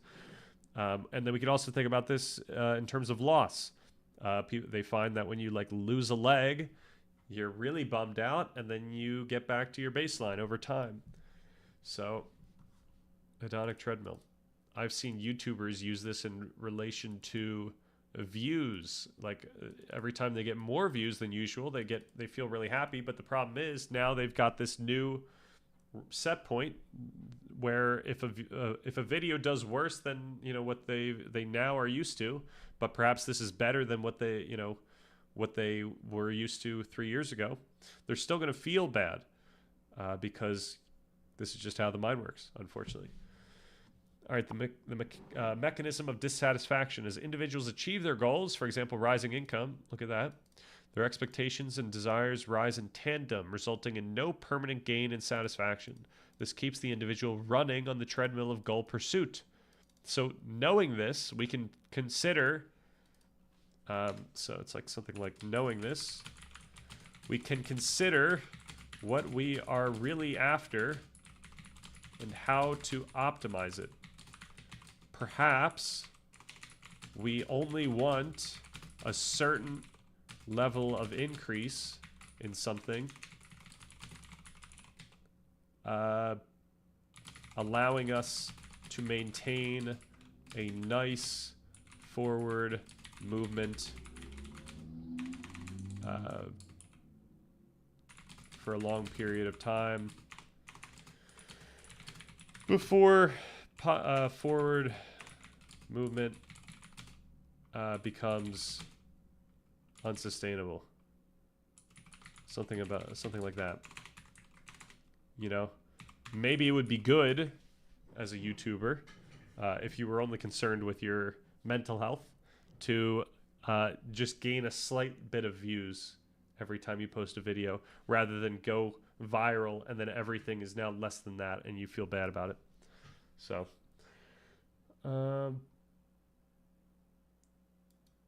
uh-oh, you're telling me the problems are the millionaires? We got a communist. The subtle snare of expectation and its major consequences. Right. Yeah, this is a big deal with expectation. It's so true. That's why I don't watch their videos. The video essay epidemic. True. We got to stop making video essays on this channel. All right, social comparison bias. This is exacerbated by the tendency to evaluate success not in absolute terms, but relative to peers. As an individual ascends the socioeconomic ladder, their comparison group shifts upwards. For example, from comparing oneself to the neighbors to comparing oneself to the ultra-wealthy. This relative deprivation can be a source of chronic unhappiness or a power driver of ambition, depending on the individual's resilience. Right? And then obviously we could talk about the loss aversion and stuff like that, where if you keep going up, now loss aversion is like a larger possibility. All right, the sociology of opportunity, systemic factors and landscapes. So I think we're back to the context of view. I think we're back to the stuff that falls under cultural effects here. We could just do sociological effects. Individual agency doesn't operate in a vacuum. It interacts with the opportunity landscape, the structural reality of economic and social capital. Right. Recent big data sociology has quantified exactly how place acts as a determinant of destiny. Yikes. All right. Unfortunately, we've got a possible ban evader. All right. All right, research. So the geography of mobility, the opportunity atlas. So these are things we do want to talk about, where you may or may not just have more or less opportunity. Research by Raj Chetty and colleagues using the Opportunity Atlas has revolutionized the understanding of social mobility in the United States. By tracking millions of lives, this data reveals that neighborhoods are causal in determining outcomes. Wow. The magnitude of place. Children's outcomes in adulthood vary sharply across neighborhoods that are just a mile apart. Moving a child from a low opportunity to a high opportunity neighborhood earlier in childhood significantly increases their lifetime earnings and reduces incarceration rates. Yeesh.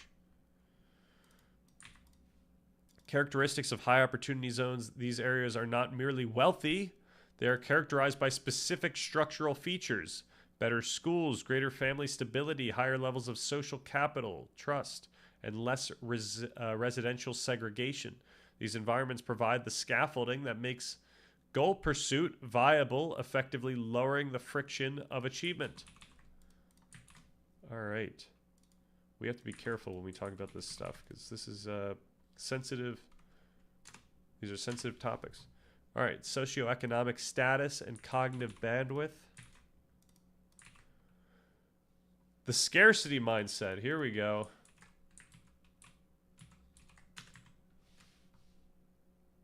And I wonder if this is like akin to that idea of the, not the hedonic treadmill, but the other one that we just said, the social comparison bias. Like how much of scarcity is based on your expectation of what people ought to have or not have. Like people can experience scarcity in the United States with significantly more absolute wealth than people 3,000 years ago had, who felt, you know, like they had everything they ever needed. What a name. Oppressed colonization abs. This is not all. This is all true until you meet that one rich person who acts like a rich peasant. No nobility in sight. Are you saying like they're wearing what's that type of fashion called? The type of rich fashion that doesn't look super rich, but you could tell like it's still, you know, hundreds of dollars. All right, this argument can also support monarchy, so it's very useful for our cause. McKing. Which argument? I don't know what we're arguing yet.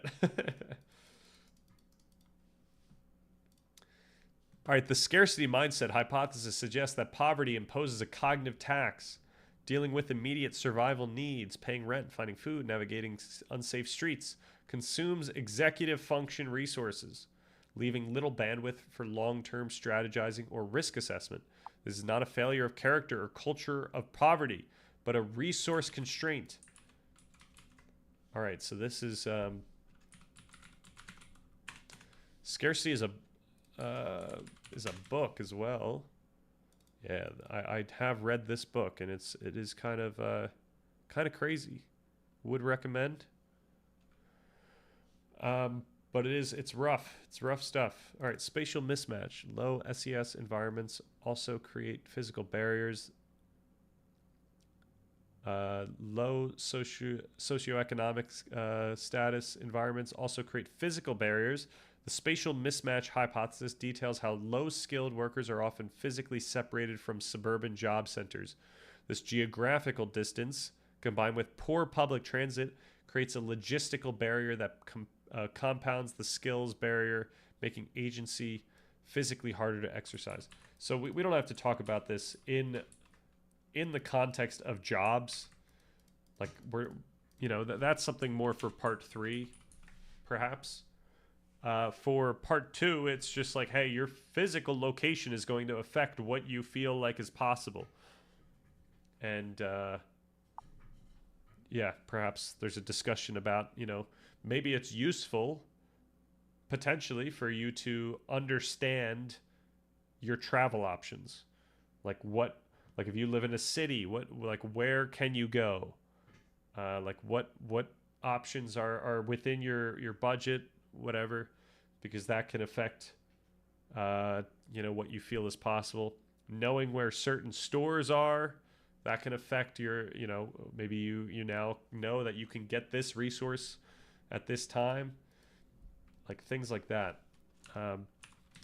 Perhaps we should have a general discussion about how geography affects what you feel as possible, and perhaps the practical side of this is that we can gain from better understanding the travel options in our area within our budget, as well as stores / is amenities thing.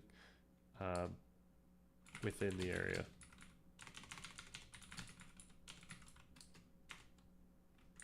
Okay. The Indian sugar farmer experiment. Yes, that was in this book. That was in the scarcity book. And I think this deserves a full Gemini. Can you describe the experiment? So wait. Hold up. So you're telling me, you're telling me my material conditions are chiefly important, sir? Oh my gosh. You're finding every single way to get back to this.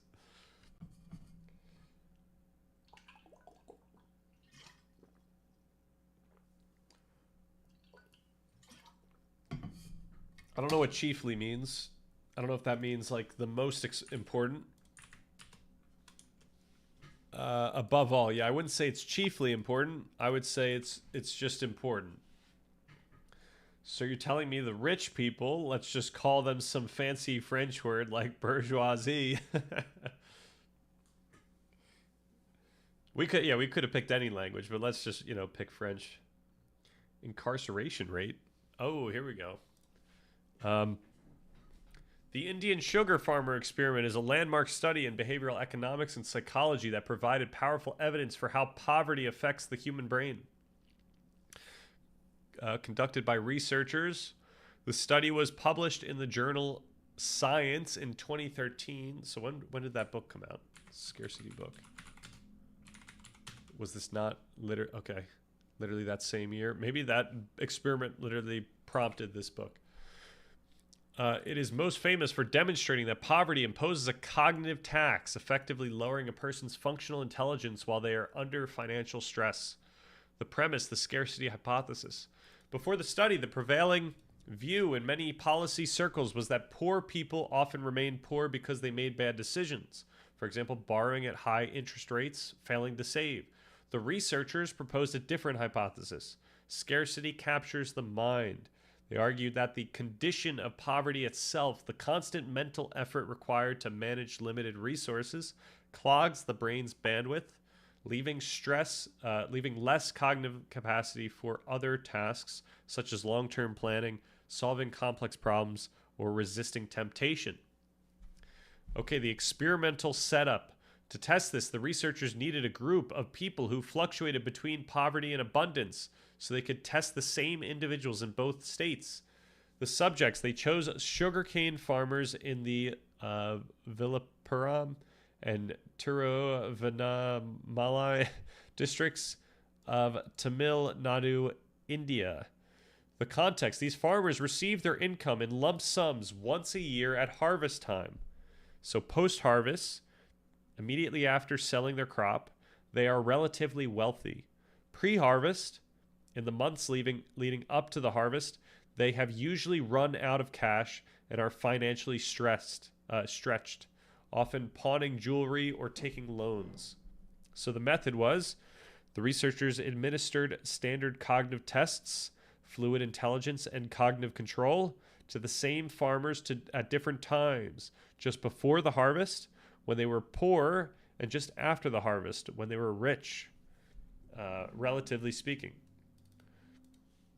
All right, the finding, the results were stark. The same farmers performed significantly differently depending on their financial state. Pre-harvest, when they were in the scarcity state, when the farmers were financially stressed, their cognitive performance dropped dramatically. Post-harvest, when they were in this abundance state, when they had cash and were free from immediate financial worry, their scores improved significantly. The magnitude of the effect, the drop in cognitive function between the two states, was equivalent to a 13-point drop in IQ. That is insane. To put that in perspective, the researchers noted that this impairment is comparable to the cognitive decline seen after losing a full night of sleep or being effectively functionally alcoholic. I didn't realize that a full night of sleep makes you lose that much in IQ. That's insane. Oh my gosh. I mean, like being effectively functionally alcoholic seems on par, but I didn't realize that losing a full night of sleep is akin to being functionally alcoholic. What? That is wild. An abundant state, AO. Abundance pilled? Abundance pilled much? All right. What do we got here? Who says that? Liberals? All right. What do we got here? Oh no. What is this? Why do we listen to economists who are always wrong? Classic. Always wrong. This sort of does make sense. I always got the sense that if I'm on like 5.5 hours of sleep, I'm actually an idiot. I'm so slow compared to my usual self. Yeah, I guess it does feel that way. I guess the weirdness is like in between that, like 7 hours of sleep. What are we dealing with? What about 6.5? Like how much are we losing? And I need all the help I can get. Amen. I always thought that was a myth, that you're basically drunk if you didn't sleep. Well, maybe I don't. Can we trust? Can we trust NICS well? All right, maybe that's not the. What about this one? I don't know if either of these have the this discussion.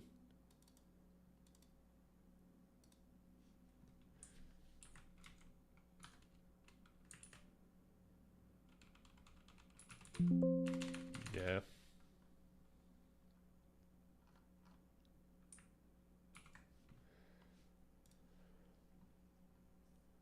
Okay, so ruling out other factors. The researchers carefully controlled for other variables to ensure it was financial scarcity causing the drop rather than physical factors. Did these people like get a prize of some sort? Like a Nobel Prize? Because this is crazy stuff. Nutrition. They checked if farmers were simply hungrier pre-harvest. They found no significant difference in calorie intake strong enough to explain the cognitive drop. I wonder if you could look at the type of food, though. Maybe not just calories. If it was like more bready or something like that. Stress, physical labor. They checked if the physical stress of harvesting caused the difference. Interestingly, the farmers were physically more tired post-harvest due to the labor of cutting cane, yet their brains worked better because the financial stress was gone. Nice. The experiment concluded that poverty itself creates a cognitive burden. When a person is worried about how to pay for their next meal or a looming bill, their brain is involuntarily tunneling on that problem. This leaves fewer mental resources for everything else. So also, I'm curious how mindfulness training can counteract scarcity. But similarly, like mindfulness training and gratitude practice. Mindfulness and gratitude practices. There we go. That overturned the idea that bad decisions lead to poverty. Instead, it suggested that poverty causes bad decisions by biologically limiting the mental processing power available to make good ones. Whoa, would you like me to explain the mall experiment, a companion study done in New Jersey that complemented these findings? Detail the policy implications of this study, how it changes views on welfare design. All right, we can't go there, but very cool. Awesome detour. Powering through the day with multiple 15-minute standing naps at work. I wish. First of all, I wish I could nap in general. I could like rarely nap. I wish I could nap while standing up. That would be pretty sweet and not fall over. That would be cool. And then I wish I could do that at work. Like, you know, I join the Teams meeting and then I just start napping. The Nobel Prize in Economics was created later by a bank. Classic. Wow.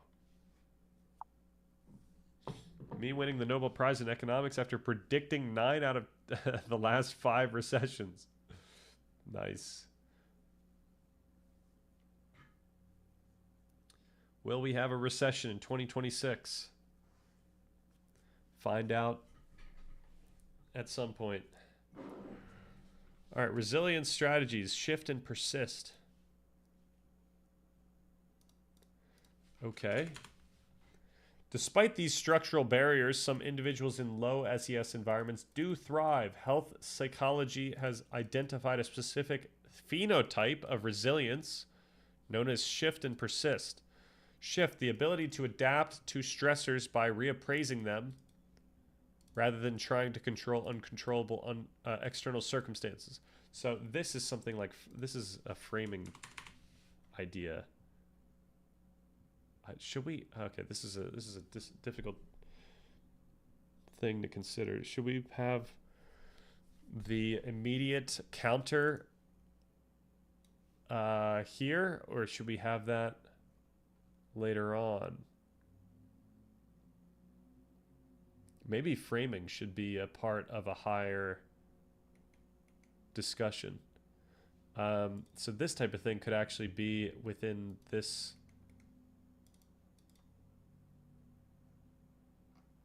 discussion, maybe. I don't know.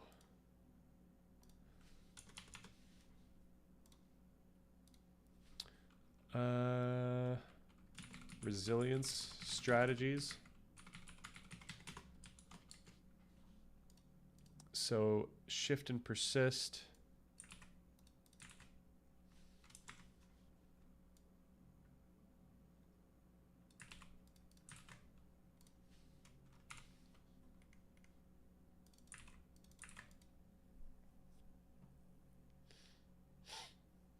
Because this is a more general topic than just scarcity.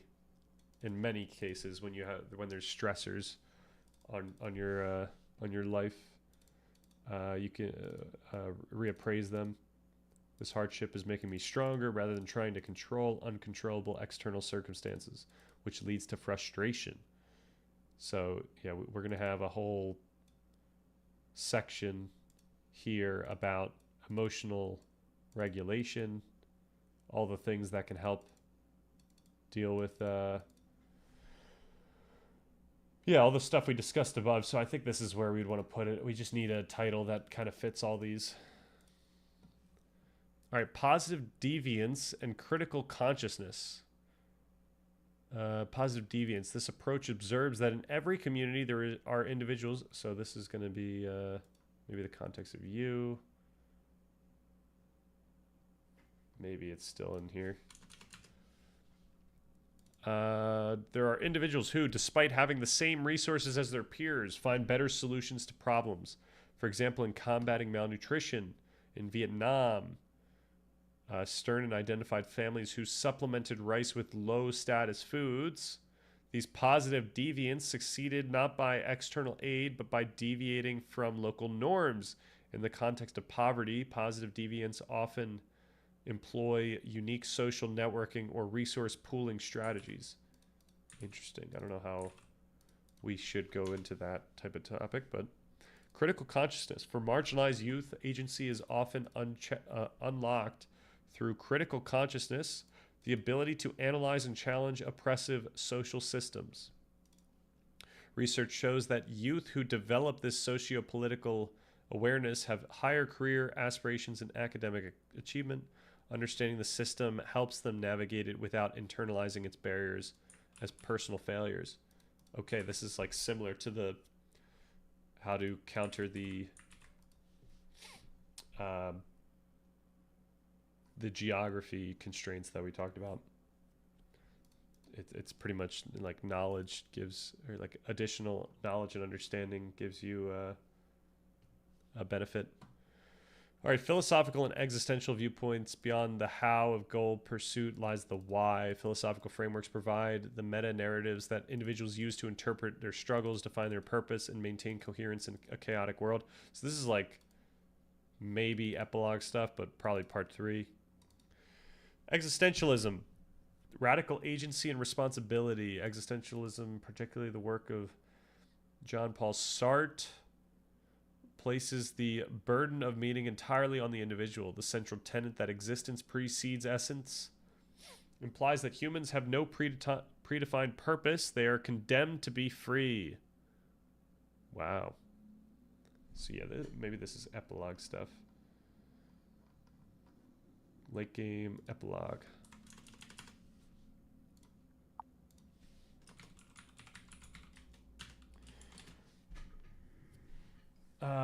This is literally just Marx in the top section and Nietzsche in the bottom section.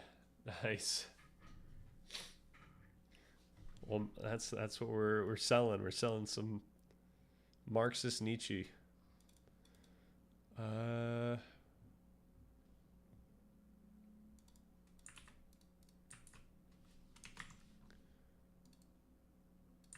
So we could talk about this. What is this? Bad faith. Mauvaise foi. Sartre argues that individuals often deny their own freedom to escape the anxiety of choice. They blame genetics, upbringing, or society for their situation. An existentialist approach to goal pursuit requires the total acceptance of responsibility for one's choices. This philosophical stance correlates strongly with the internal locus of control, a psychological trait predictive of high achievement. Wow. So this type of thing, maybe we should have within the document when we discuss the relevant topics. This might fit within the non-epilogue sections within a non-epilogue section, just without the tie to Sartre. Meaning versus purpose, distinct constructions. While often used interchangeably, psychological research draws a distinction between meaning and purpose. Whoa. Meaning, the sense of coherence and significance, understanding why things happen. It is often retrospective and cognitive. And purpose, the intention to accomplish. Okay, so this is a huge deal. Maybe this is something we like. This opens up maybe our discussion towards part 3. Purpose.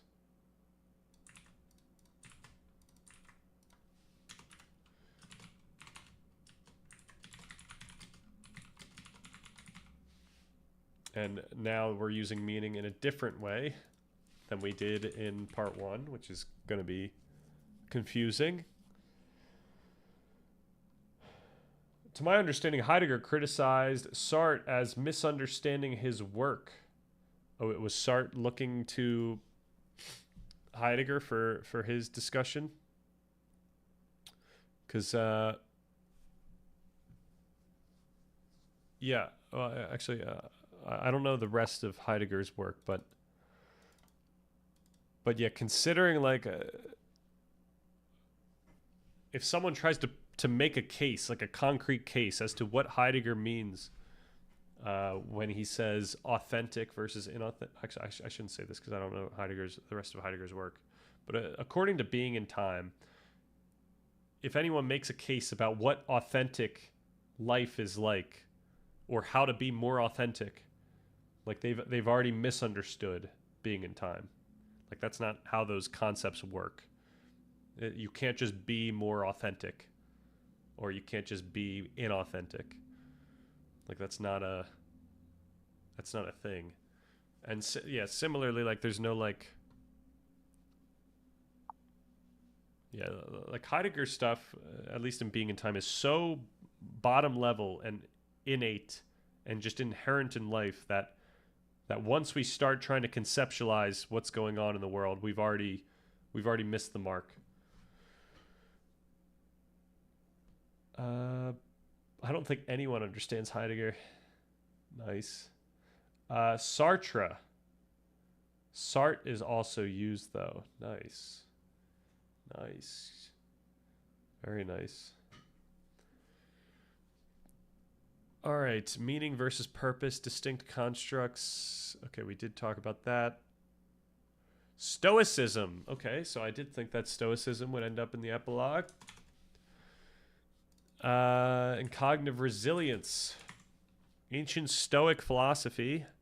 Epictetus. Oh man, you've told me how to pronounce this, but I think it's Epictetus. No.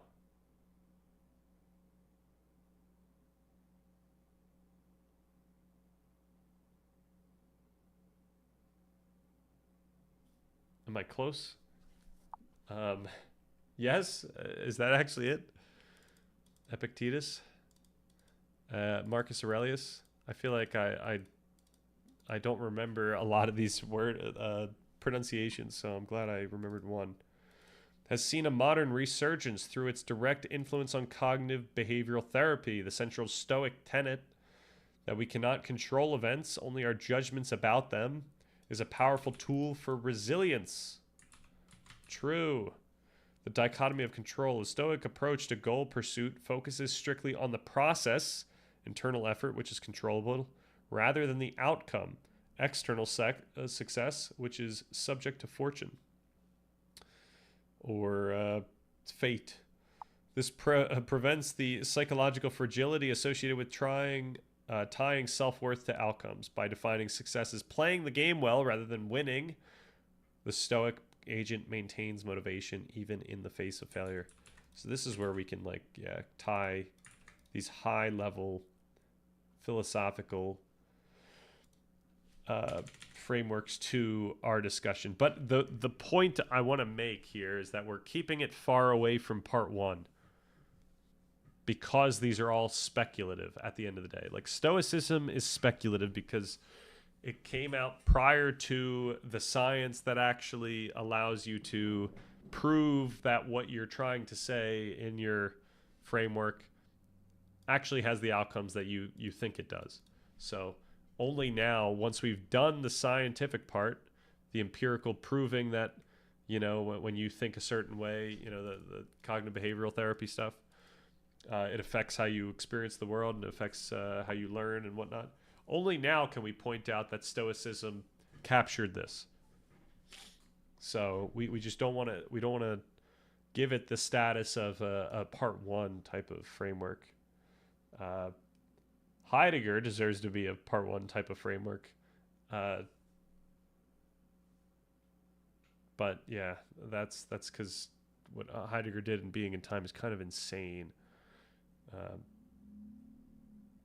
All right. Does the document discuss breathing techniques? It better discuss breathing techniques, and I believe it will discuss breathing techniques in like the resilience strategies here. This is where it's going to talk about mindfulness and meditation as like a as a means to counteract our innate drives and also to facilitate focus and motivation, etc. So breathing techniques, breath work with the gang. Yeah, we should do some breathing streams. They should have a instead of just chatting, it's just breathing. Oh man. All right. I would recommend looking into the theory by Nassim Taleb of anti-fragility because I believe that's useful to utilize.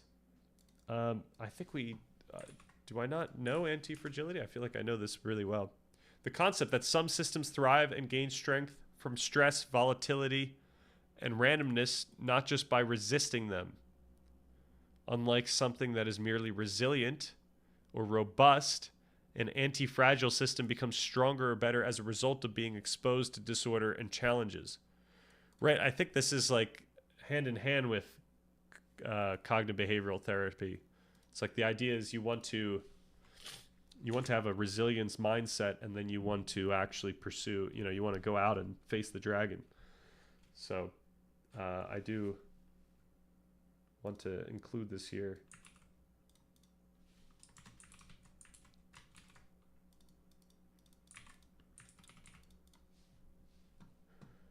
Okay.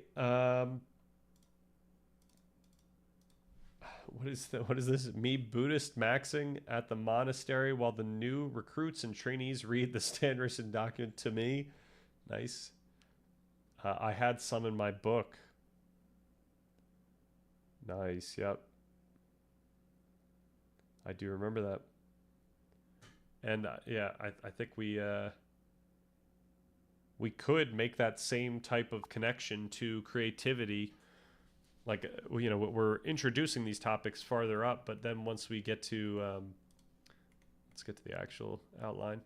Once we get to identifying what to pursue, we can talk about creativity as a topic, and that's where we can leverage, you know, stuff similar to what you have in your book, where we can leverage these specific practices to gain, you know, that type of mind space. Are you interested in Eastern thought out of curiosity? I am. Thought which originated in Eastern cultures.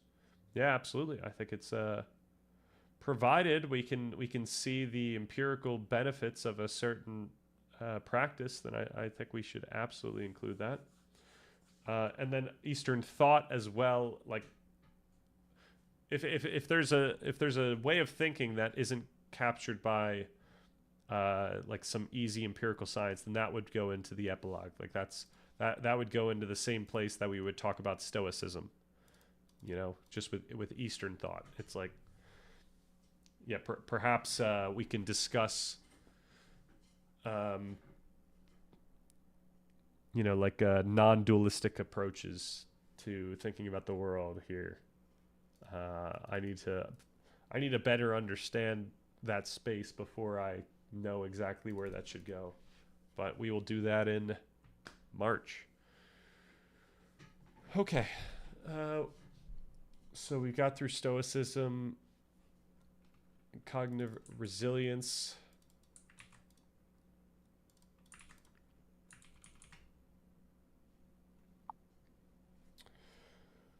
Thanks, bro. Hit up Rick Rubin's book.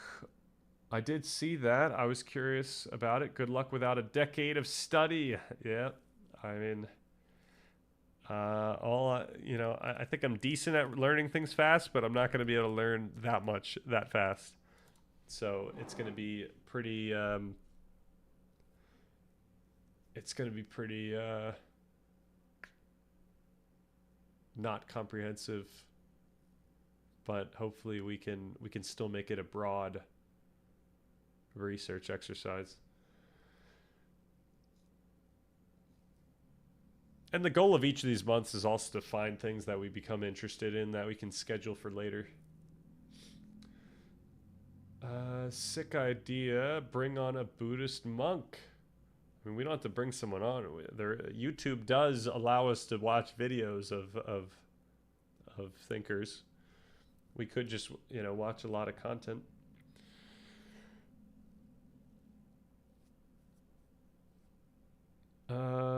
Okay. No, like on a podcast. I might say as long as there's not like as long as we don't need a translator.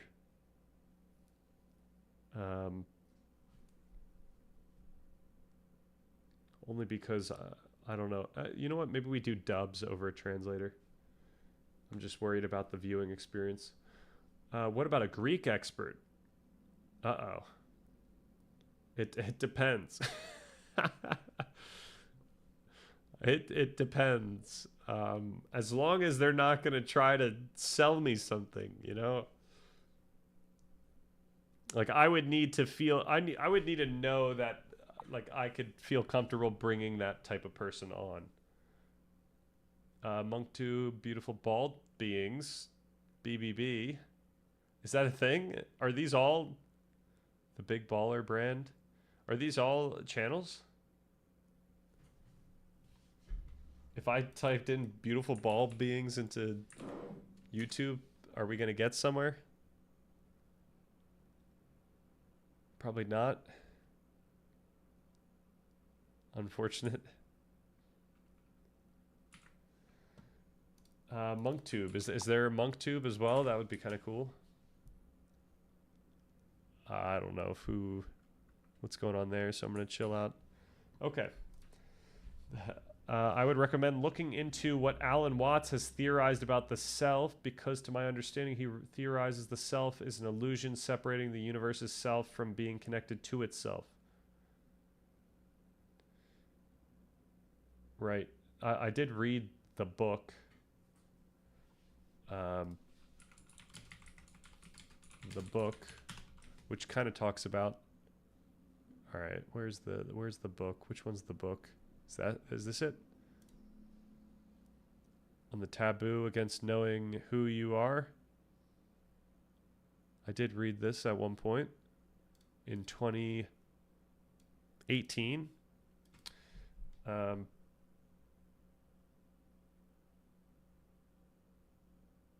old is Alan Watts? What is going on here? I always just assume. Okay. Yeah. Wait. What is going on here? Why is this 2016 here? 1966. What is happening? Is this just a republication?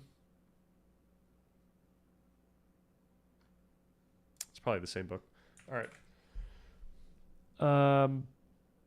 I mean, it's certainly nice.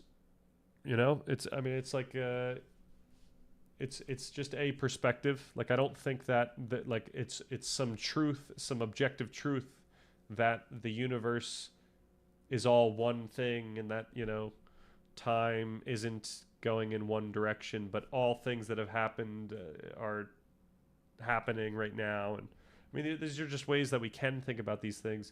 I don't know if it helps us much. At least in that one sense.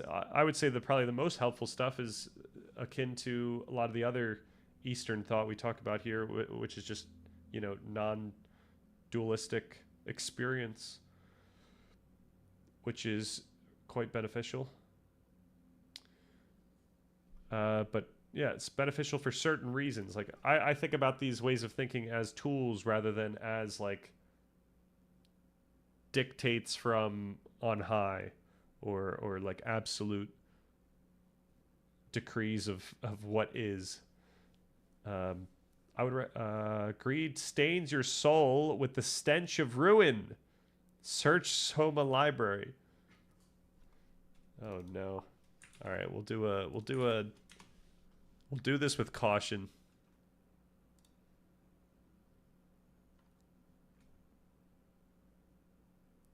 Inside the library, racks of skulls, scribes working at tables. Lit. Oh, this is actually some good. I don't know if Jago's still here, but this is some good concept art. That's a concept art for a certain area. That's a bar. Greed stains your souls. Soul with the stench of ruin. That is.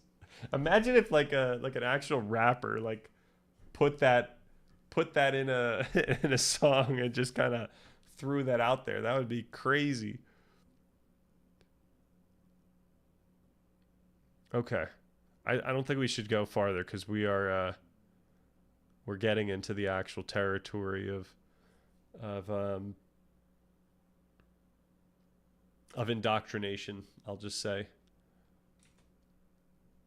But I do like what's going on. This is AI art for sure, but I do like this concept art here. I don't know if we can't have lamps though, Jago. Unfortunately, I don't think that fits.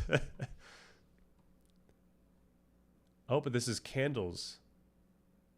Are these supposed to be candles cast a yellow glow? Maybe these are all lit. But this seems very industrialized. The fact that they look all the same. Oh, there's the candles. Oh, lit oil lamps. Oh, we can maybe get away with oil lamps. I'm not sure. I don't know. I don't know what level of tech oil lamps are. Okay. How far back am I supposed to go here? What's going on? Okay. I was not sorry. I was shit posting. I just let out an internal put. That was the worst.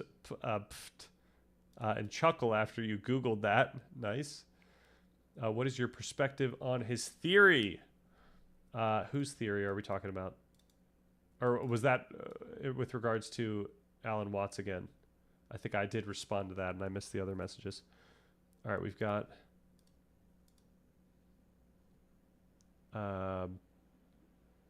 if you're a non-dual troll, you need to watch this video. Oh my gosh. Seen that before. I think I got bored. It's her empire. There's two main conceptions of self between Buddhist and Hindu that can be summarized as identifying with nothing versus everything. Okay, so Sam Harris. So I did watch those. Actually, I watched 1.5 of those videos where he's talking to the... I don't know. Are they monks? Is that what we would call them? I don't know what we would call them. But those fine-robed gentlemen. And it seems like Sam is in the nothing boat. You know, he talks about absence. And is nothing the Buddhist side and like everything? Like, is it nothing versus everything respectively here?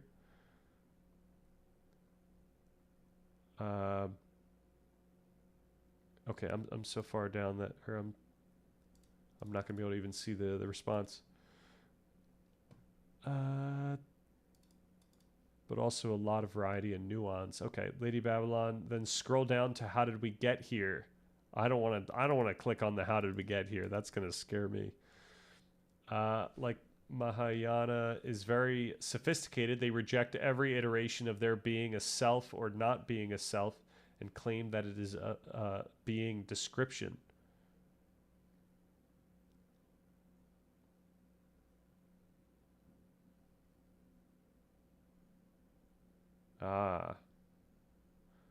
Yeah, I also like that perspective as well.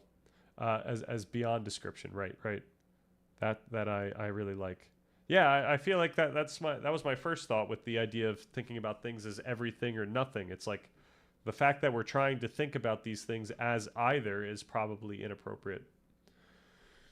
That's not AI, bro. I was there. Was that your painting? Is that that's what you came up with? Just the summary page. I don't know if we can jump in there. I'm scared. Not with this many viewers. At the Somalian library. Wow. I didn't realize Somalia had looked like that. Some guy just put this together from the claims of the guy. I see. Nice. Yeah, Swami means monk. Oh, that one. Yeah, respectively, right? Would you say your perspective on these theories of selfhood is that they're unknowable because they can't be tested? However, they can be useful to believe in if they help cultivate beneficial practices. No, it's really grounded in how I think about linguistics itself. It's that any type of description is inappropriate. Like, I shouldn't say that. Any type of description is asserting that any description is some ontological truth that is like true absolutely in the world is inappropriate.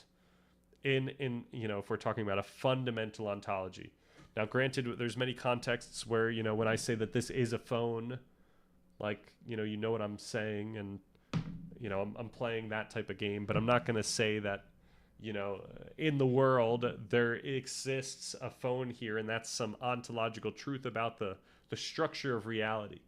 It's really like I would just be more precise and say that my understanding, my past, and what I know, what I've learned, leads me to believe that this is a phone, and I believe that other people think it's a phone, so I say it's a phone.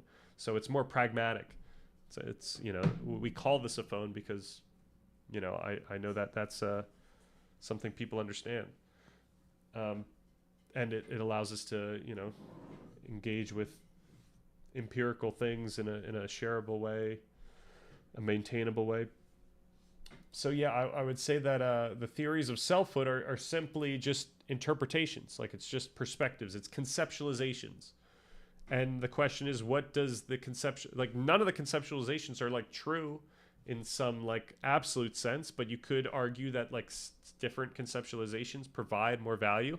And so I would argue that the one that Dharmadam mentioned, where um, the conceptualizing, you know, everything as you know, nothing or everything. I forget what the actual identifying with nothing versus everything. Like, both of those are beneficial in some sense, but I think they both are less capturing the nature of our experience than the one where we than the Mahayana that he mentioned, rejecting the idea of description.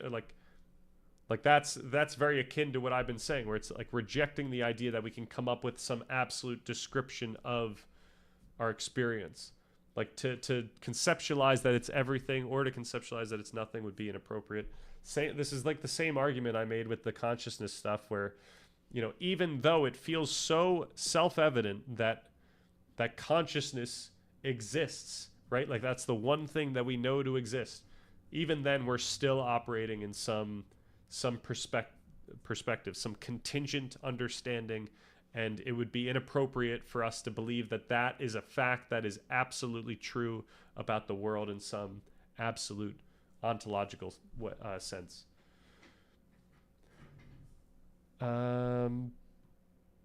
However, all of these can be useful to believe in if they, because they help cultivate beneficial practices and beneficial ways of thinking, etc. You know, we're in a position where we get to look at thinking about the world as everything versus nothing and see what that provides us, what benefits we can get out of it. Yeah, that's the nuance that you will find if you dig under any of these conceptions. Is they say ultimately both are closer to pointers for an experience than a description of reality.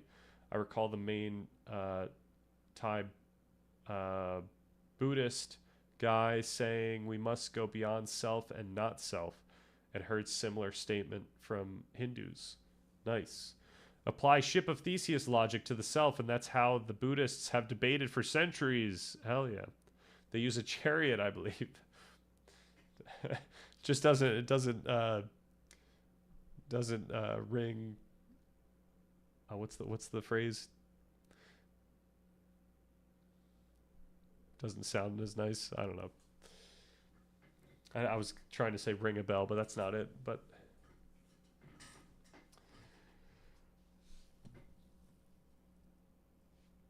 okay, how close are we to the end here? Oh, we are still somewhat far. 2 hour, probably might almost be 3 hours in. So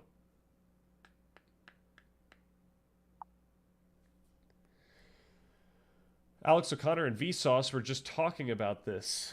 Nice. Ship of Theseus on the self. I saw the thumbnails, and based on the titles of the thumbnails, I thought that the discussion would have been too surface level, which would have upset me. But perhaps I should still watch it. But I know like the audience is broad, but I'm kind of tired of talking about all these subjects at a very surface level. It's like these same YouTubers have been discussing the same topics and they haven't gotten anywhere. And I hope that we can come in here and like maybe you know, fill the gap here and like make like a, you know, a pragmatic assertion about how we can think about these things, and making the pragmatic assertion about how we pragmatically assert, and that's what we're doing when we have these discussions. Stumbling upon Buddhist ideas. Nice. Slopolosophy and the slopolosophical slop tent. Nice.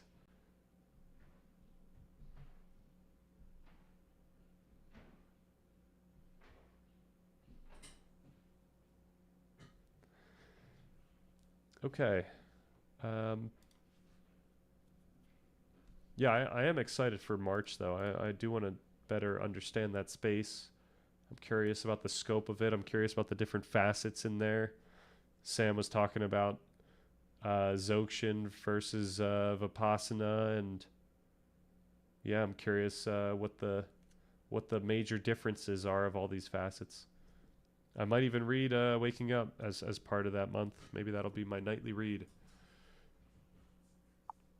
But it should be lots of differences. Yeah, it should be fun. And hopefully it's not just me learning about like the differences and the histories and whatnot. Like that's not what I'm interested in. I'm interested in like what each has to offer that we can apply today. And yeah, should be fun. Dzogchen is more esoteric. Okay, it's good to know. Vipassana more accessible.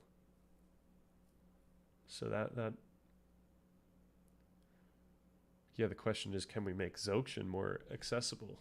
Potentially, if we're actually married to Dzogchen, if Dzogchen is you know, something we would like. All right, narratives of potential, analyzing the literature of success, the cultural transmission of these biological, psychological, and philosophical ideas occurs largely through the genre of self-help and human potential literature. An analysis of this genre reveals a specific rhetoric of success that shapes how individuals understand their own agency. Okay. Structural analysis of this genre. Most successful books follow a narrative arc that mirrors the hero's journey. Wow. Called to adventure, identifying the universal problem. The guide, the author establishes authority, often combining scientific credentials with personal vulnerability to build trust. The method, a proprietary framework or law that promises to order the chaos of life. These books kind of also, what should I say? I guess it's a slight pet peeve of mine when a book is so long and covers like only a couple topics or a couple of techniques. It's like I just wish that we, you know, in 5 pages discussed it and then went on with our day. But I guess some of these do require a ton of build up.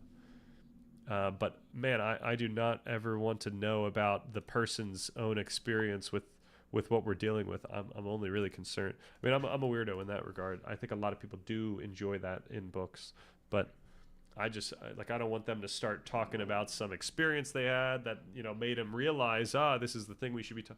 Like, I just want to get to it. I don't want to be reading fluff. All right, transformation. The book provides case studies of success that serve as vicarious experiences, validating the method and promising. So I also don't really like these anecdotes, the case studies, but you know, that's fine. Rhetorical strategies and key themes. Scientism versus authority. Modern self-help relies heavily on the aesthetic of science. Concepts like neuroplasticity, dopamine, or habit loops are often simplified into metaphors, rewiring the brain to lend empirical weight to behavioral advice. Atomic Habits uses the aggregation of marginal gains, a mathematical concept, to sell the idea of consistency. This scientific framing appeals to the modern reader's need for evidence-based strategies, even if the nuance of the original research is lost. The narrative of control. These texts overwhelmingly emphasize individual agency over systemic constraints. They function as manuals for navigating the maze rather than destroying the maze. For example, Malcolm Gladwell's Outliers acknowledges systemic factors, birth rate, birth dates, cultural legacies, but frames them as puzzles to be understood rather than injustices to be fought. This focus on individual adaptation aligns with the individualist cultural values discussed earlier. All right, so we want to mention something like this as like an idea of how we can go about the concept of view. Malcolm Gladwell, I've only read like maybe 3 books from Gladwell, but Gladwell is an example of like we are spending a lot of time on just making this concept that he's come up with like a thing when really like we're not doing much, and sometimes the different examples he uses are very different in like perspective or tone. So I come away with those books like I don't even know what to do about this. I don't even know what, like, maybe just to think slightly differently. But all right, what do we got going on here? So it is decided. What is decided? What have we decided? You can be waiting around for the sudden and not progress much versus getting your hands dirty with Vipassana. Ah. Now, Sam made it seem like Vipassana was the one that was giving him this sense that he should be waiting around for something. And then he said that Dzogchen made it clear to him that that wasn't the proper way to think about what he was experiencing. That he was like art, like there were, he's already in this state of, I don't know, nothing. I actually he didn't go too deep into it, so I'm kind of speculating the implications. But these videos with proven by science in the title, and the suggestions are install Evernote and Notion. Classic. Gladwell's primary concern is being able to sell his books, perhaps. Yeah, sudden versus gradual school. Yeah, he was waiting for cessation, which you need to get to a deep level. That's when you see through the self in Theravada, through seeing impermanence really clearly. So yeah, like I guess how does how should I make sense of that with the getting your hands dirty? If there's this like gap where you need to just now spend a ton of time doing this thing until you can reach a point that you may never reach. Like I had this controversial way of thinking when I was 18 years old, which was 10 years ago, which was perhaps the wisest thing I've ever said, which is I am either already enlightened or I will never be. And I think that was like a pre linguistic pragmatist way of basically saying, like, it depends what we mean when we say enlightened. And I think that there might be more nuance where when you expect to feel a certain way, then you eventually do feel like you are feeling that certain way. But once again, like you've simply built that you've allowed that expectation to build itself into your understanding. So that would still be my argument for that type of thing. But I don't know anything, so perhaps we'll better understand what it means to be enlightened soon. Okay, let's see. We've got a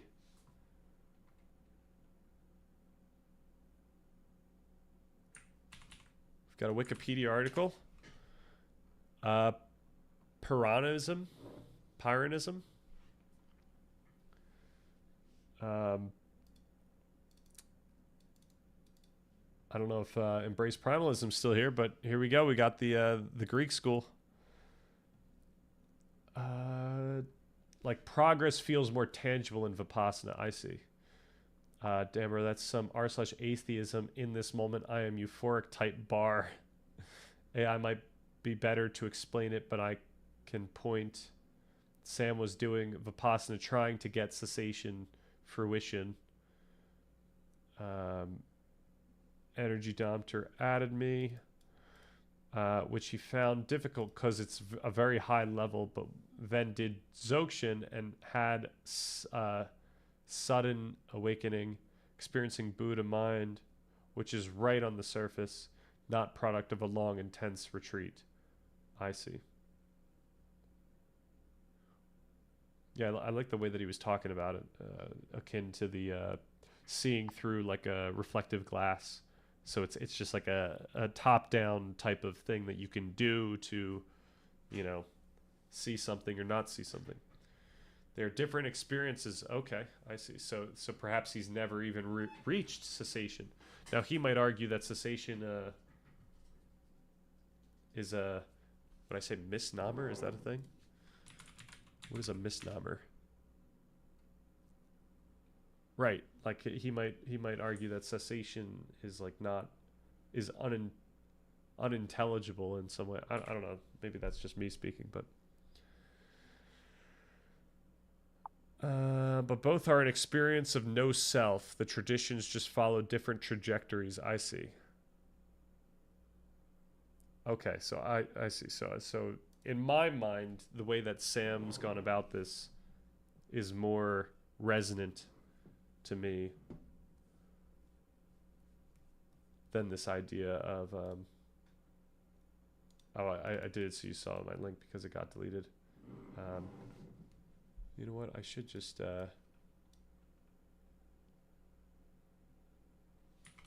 stream elements.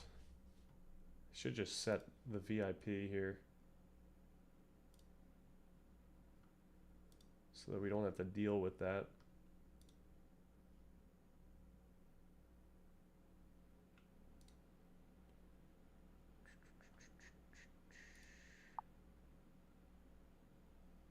All right, I'll do that right after stream.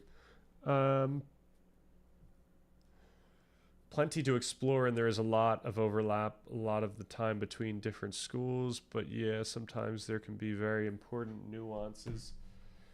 Okay, I'll have to be hyper focused. Make sure I internalize it all. All right, so we got an ancient Greek school of philosophical skepticism which rejects dogma and advocates the suspension of judgment over the truth of all beliefs. It was founded by Anaximander, an absolute Chad, in 1st century BC. And said to have been inspired by the teachings of Pyrrho and Timon of Phlius in the 4th century BC. Wow. So these are skeptics. All right, is best known today through the surviving works of Sextus Empiricus, writing in the late 2nd century or early 3rd century CE. The publication of Sextus's works in the Renaissance ignited a revival of interest in skepticism and played a major role in Reformation thought and the development of early modern philosophy. So it depends where we go with this. Like, I feel like when I take this like pragmatist view, I kind of get to have my cake and eat it too. Like we can talk about, so especially once we connect this stuff to the physical world and the reason why we would each have a very different understanding of even like the same thing, seemingly the same thing. Yeah, with the pragmatist way, we get to say something like this, like there's no such thing as like some absolute truth, because there's just people's understandings, and those are constantly changing. And when we both understand something that's similar, like a pen, like we have pragmatically similar understandings, such that we, you understand when I say it's a pen. You understand like from this collection of stimuli, the photons hitting your eyes, like that's the type of word that comes in your mind, and you get the same types of thoughts, such as that thing can write or that thing is black. But it doesn't put it like, so the thing that we need to be mindful of is the inherent paradox in some types of skepticism thinkings where it's true, it is absolutely true that nothing is true. Like once you start getting into the idea that nothing means anything, you are already making an assertion on truth in the world. So That's why the idea of norms is really nice, because we could talk about norms now.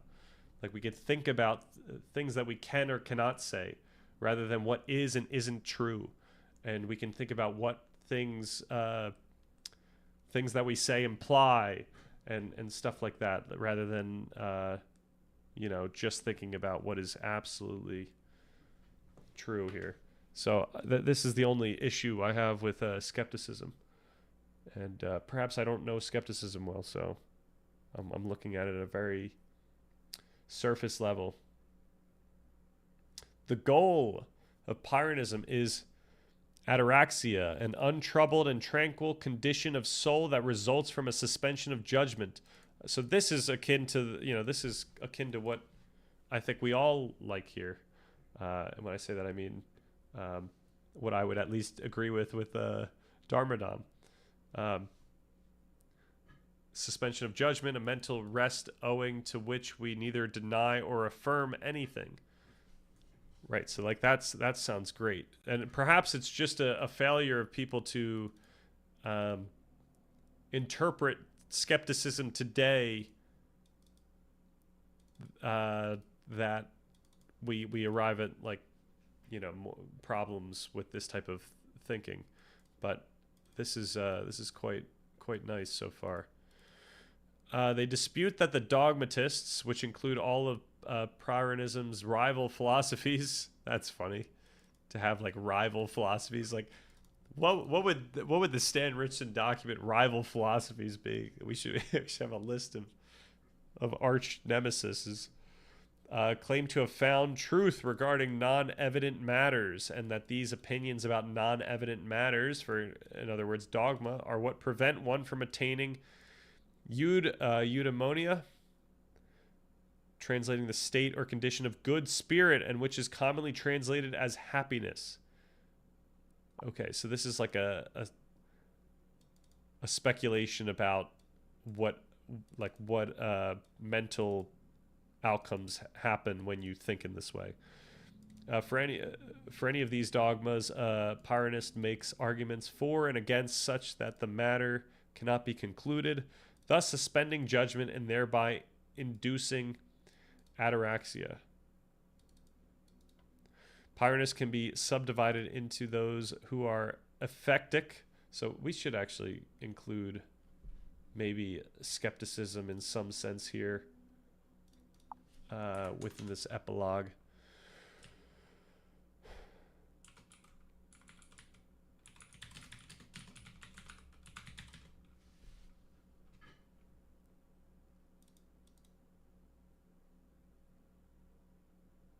All right, Pyrrhonists can be subdivided into those who are ephectic, engaged in suspension of judgment. Okay, so this is the one that I think we like, maybe. Aporetic, engaged in refutation. Okay, I don't know if we're as big about that. And zetetic, probably. Engaged in seeking. And ephectic merely suspends judgment on a matter, balancing perceptions and thoughts against one another. So this is like a mindfulness in general. It is a less aggressive form of skepticism in that sometimes suspension of judgment evidently just happens to be, just happens to the skeptic. An aporetic skeptic, in contrast, works more actively towards their goal, engaging in the refutation of arguments in favor of various possible beliefs in order to reach aporia, an impasse or state of perplexity, which leads to suspension of judgment. So this is one where we would not coincide with this. Finally, the zetetic claims to be continually searching for the truth, but to have thus far been unable to find it, and thus continues to suspend belief, while also searching for reason to cease the suspension of belief. All right, so this is like akin to the discussion we just had with regards to the difference between Dzogchen and Vipassana. I think the Dzogchen maybe aligns most with the ephectic, and maybe the Vipassana is more the zetetic. though this, you know what, it wouldn't align because I don't Vipassana yogis do get to points where they say that they are then enlightened. Like this requires a ton of, I don't know how you do this, where you're searching for the truth and unable to find it.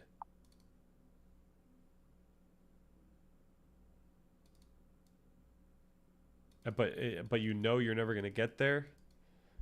So I mean, that's a very curious way of going about this.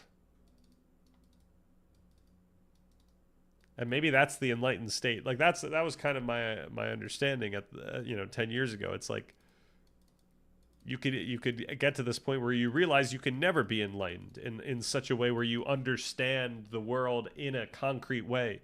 You would have to understand it in some way that makes it clear that it's dynamic and that you will never get to an absolute understanding. Like that's just kind of how, like, that's just the game. So you're either never going to get there or you've gotten there already. And but yeah, I feel like this is a way where you could get there already, right? You could get to a state that you can be in forever almost. I don't know if I've just butchered that analogy though. Oh no, wait till my 10-part YouTube expose drops. Welcome back, Kierkegaard. This is literally me. Yeah, they have a 4-stage model, Fruits of the Noble Path. Okay. Non-dual schools are known for say you already are. Oh, I see. But I don't think that's because they view the non-dual state as being the basis for all other states, so you are never separate from it. Okay.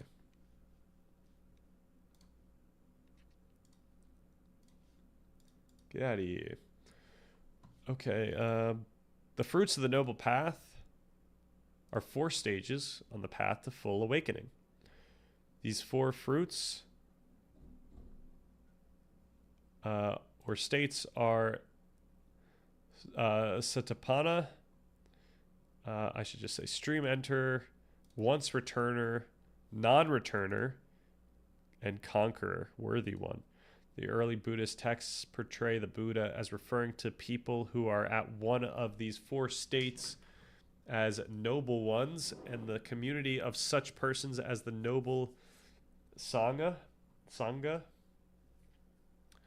The teaching of the 4 stages of awakening was important to the early Buddhist schools and remains so in the Theravada school.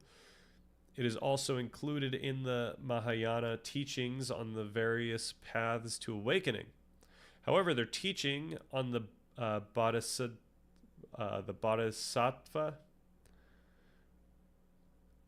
path relies on different stages of awakening called Bodhisattva stages, which are taught as an alternative path. Okay.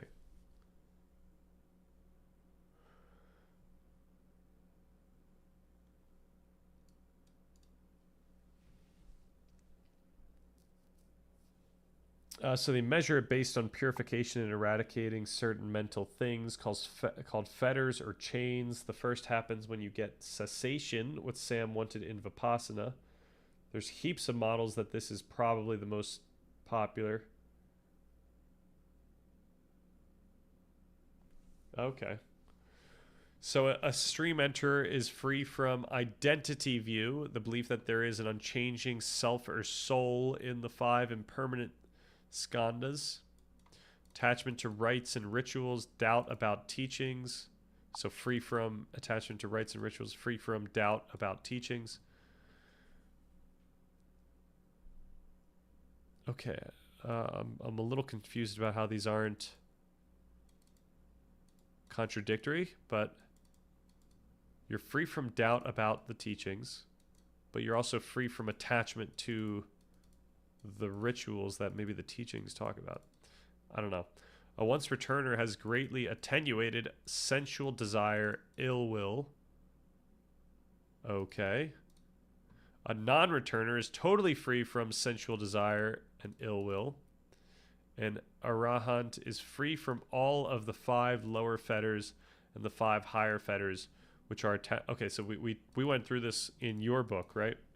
Attachment to the 4 meditative absorptions, which have form.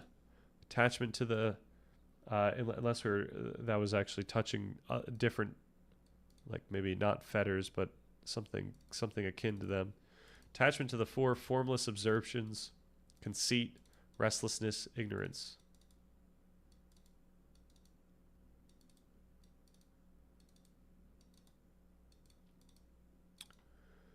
Okay. Yeah, I mean, if you define this stage in this way, then yeah, that like I would definitely entertain this as a criteria for a place that you can get to after after practicing for a long enough amount of time. And I would ground it in changes in your brain. You know, you're actually doing something in meditative practice that leads you to eradicate these other drives that are very much cultural and you know, causing your default mode network to pop off in some sense. Oh, no, okay, so didn't cover that. Okay, so I'm probably misunderstanding or misaligning.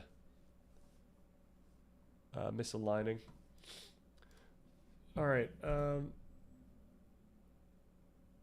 Oh, I don't like this model, to be honest. Okay, I see. I feel like Stan needs an intro to Buddhism course or video before he goes about anything. Bro was thinking about what a bodhisattva is. Is bodhisattva like a very common term in Buddhist thought?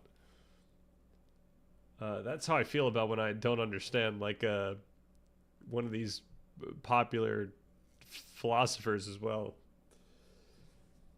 Conceit here is basically the whole ego. Ignorance is self-ignorance. Well, maybe I confused it by saying the word self, but I just mean it doesn't mean omniscience. Okay. Just ignorance about your own mind if you're a Mahayanist. Okay. Yeah, I think it would benefit me to have some sort of intro to Buddhism, which I think is going to be how we kind of start off that month. It's like someone new to Christianity not knowing what purgatory is, I guess. Okay, I feel like purgatory is a pretty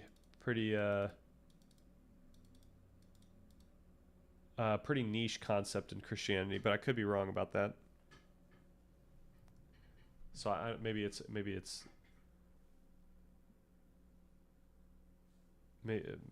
more common than that, but just Catholic.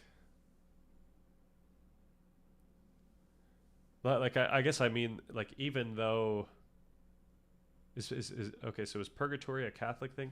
Because even though I've been immersed in Catholicism for half of my life, I feel like purgatory was never like a highly salient or talked about subject.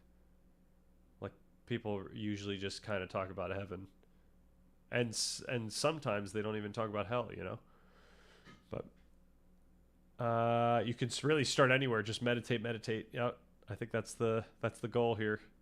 I want to be prepared for the month.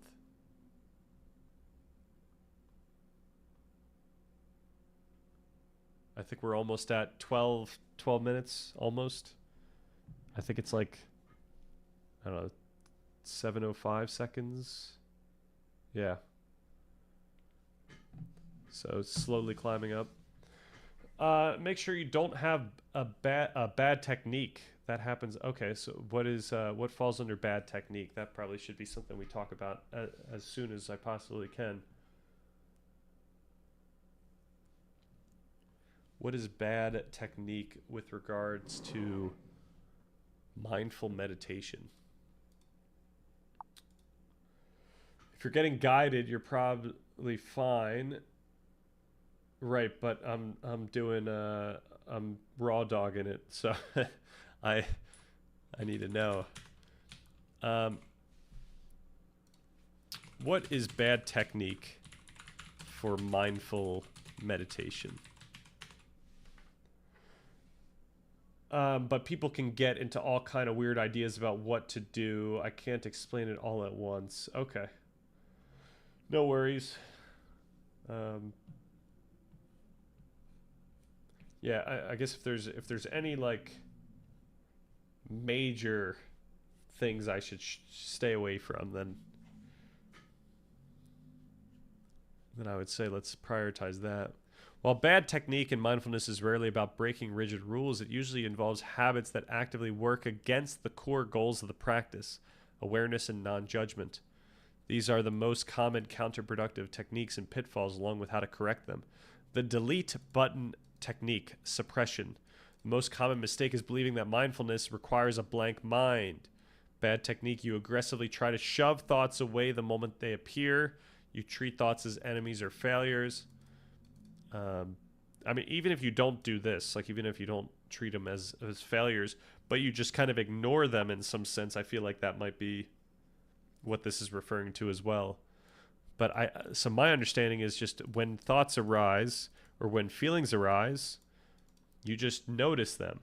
Now it's kind of tricky because you want to, in my understanding, you want to get back to your, whatever the topic or the subject of your attention is.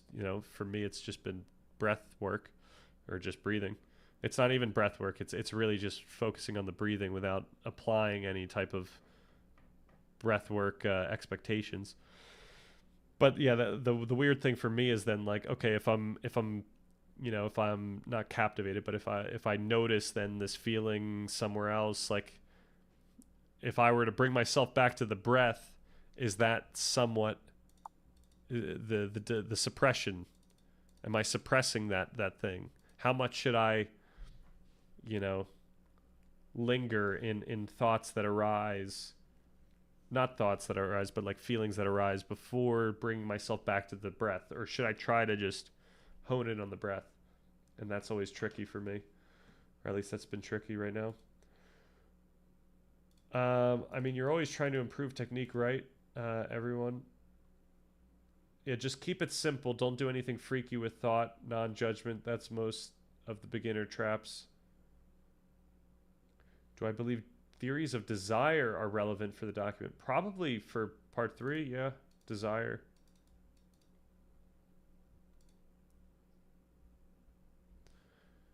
And you know what? No, maybe even part 2. Because in part 2, we do talk about in this identifying what to pursue. We get to this point where we have to determine where we want to go, like, and this is where we can consider what we value and stuff like that, what we actually desire. So if there's a specific theory that you think we should discuss in this regard. Now, if we're talking desire in terms of like life desires, then we would need to we would need to do that in part 3. Look into what Giles Deleu. I think we've talked about Giles Deleu actually. I don't remember what they said, but I'll look into it again. All right, so the fix: treat your mind like a busy highway. You are sitting on the side of the road watching the cars. Thoughts go by. You don't need to stop traffic. You just need to avoid running into the road and chasing a car. Okay. Like, it's in my mind, maybe it seems like the technique is if you get lost in thought, in like cortical thought, then focusing on the breath is like a good way to get out of that, a good rep out of that. But getting lost in uh in like sensations seems to be less like of a,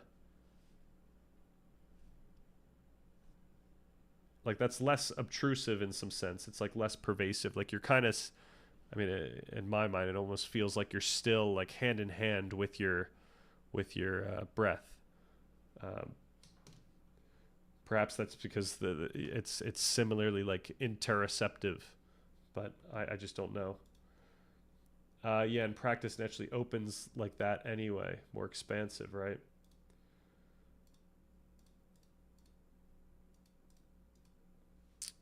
Okay, the sniper focus over effort. Okay, so maybe this is what I was referring to with the focusing on the breath too much. You concentrate so hard on your breath that you develop a headache for. Okay, I haven't done that. This is crazy. You are hunting for the breath with intensity. So I'm never doing that. It's really just focusing. In my mind, it's like focusing with the least amount of effort that's required just to stay on your breath, really.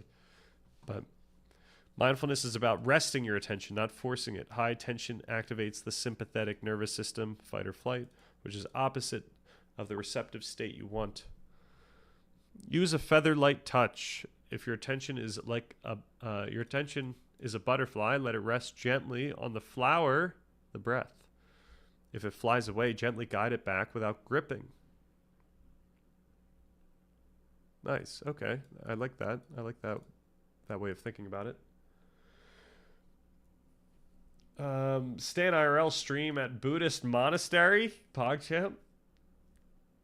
Yeah, that's actually kind of a bummer. I can't ever go on retreat because then I would have to stop streaming. And I can't stream at the retreat because I think that would be highly tacky. You can have a lot of approaches, really. I like connect and sustain. Okay. Connect a start of the breath and sustain for the whole breath. I think I've been following that recently. You gotta go, dude. Oh man. Okay, that's the one stipulation. If Wemby invited me, then I think I gotta leave the stream. That was the same group that that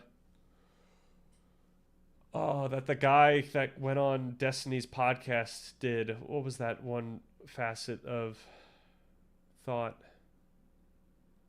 The monks. What type of monk was that?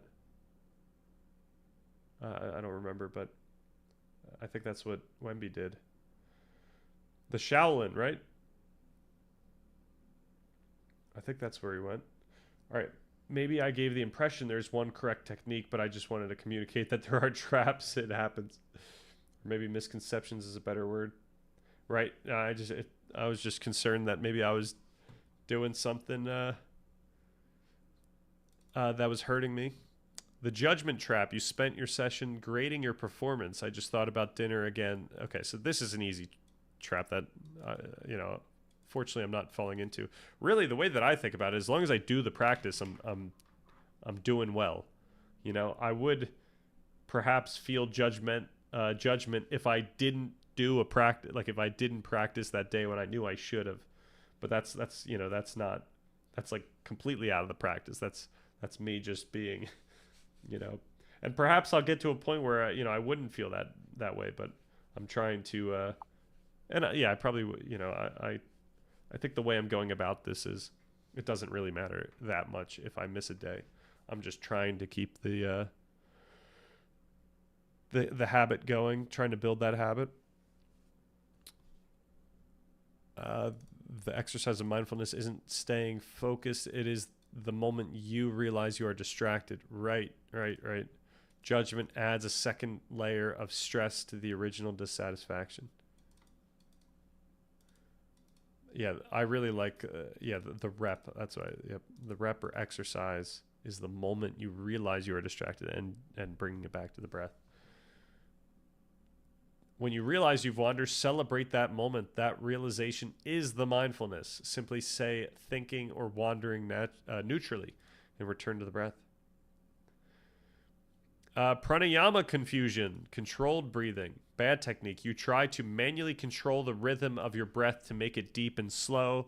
You feel like you are hyperventilating or running out of air. Why it fails. Mindfulness of breath is about observation, not manipulation. There are deep breathing exercises like pranayama, but those are different practices. Oh, I see. Okay, so I asked specifically about mindfulness, and I guess pranayama is a different practice than mindfulness. The fix, let your body breathe you. If the breath is shallow, notice it is shallow. If it is fast, notice it is fast. You are the observer, not the controller. Bro was concerned he was gonna teleport somewhere and think, someone's playing a prank on me. That is true. Maybe I need this mindfulness practice so I get out of that thinking. If you're concerned about technique, you can check back with guided ones and see what they do. I think I'm relying on my memory of the Waking Up app.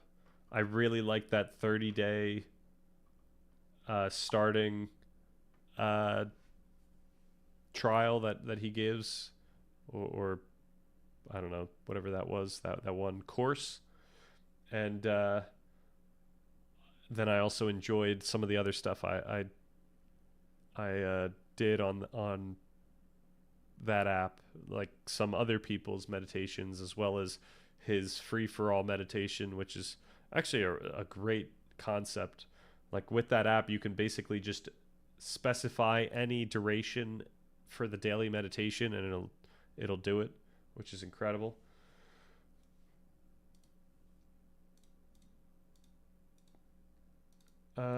Just read Dom's book. Easy. True.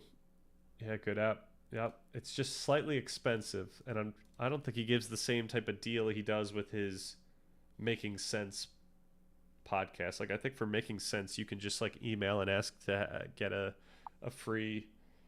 Oh, I got the free deal. Nice. Got it in 2018.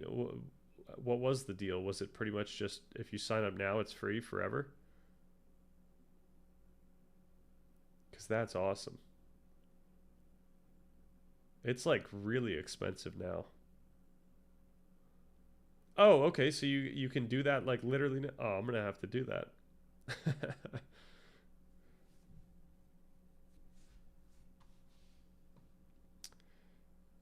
All right. The bliss junkie approach. You sit down with the specific goal of feeling high, blissed out, or totally relaxed. If you feel anxiety or boredom, you try to manufacture a good feeling. Why it fails. Mindfulness is about being with what is, not what you want it to be. Chasing a specific state leads to disappointment when reality doesn't match your expectation. The fix, adopt an attitude of curiosity. If you feel anxious, explore the physical sensation of anxiety. Where is it? Is it hot or cold, tight or loose? Right. Okay, so I think I'm doing fine. I'm following at least these. A quick next step. Would you like a simple 30-second cue to help connect your posture or focus the next time you feel you are using bad technique?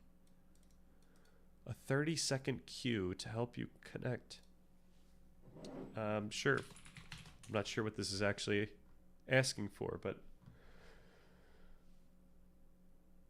I think he still does it. I'm not sure. Yeah, if he still does I'd imagine he still does it if he does it with the other service, but AI is like a scholar who hasn't practiced when it comes to meditation. Technically, yeah.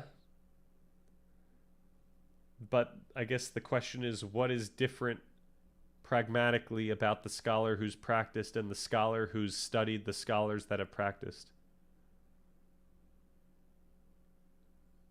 That might be a bar. Seems like that archetype. A 3-step internal cue called the soft reset. Use this whenever you catch yourself furrowing your brow, fighting your thoughts, or feeling frustrated. It takes less than 30 seconds. The soft reset, the string posture, imagining a thin string attached to the crown of your head, gently pulling your spine upright. At the same time, drop your shoulders down as if they are heavy weights. So I actually follow the string method right now. I guess I totally forgot that that's what I do. The micro smile effort. Unclench your jaw and soften the skin around your eyes. If you can, add a tiny, barely visible smile to the corner of your mouth. This is creepy and terrifying. I don't know why we're even doing this, right? Didn't we just talk about last week how the smile method doesn't actually make you feel happier? Like, wasn't that one of the main things that we went over?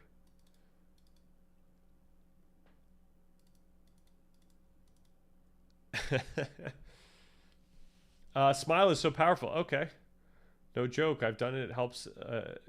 I've done it heaps and heaps. Completely transformed my practice. Okay. Okay. Then perhaps we got to look further into that. Uh,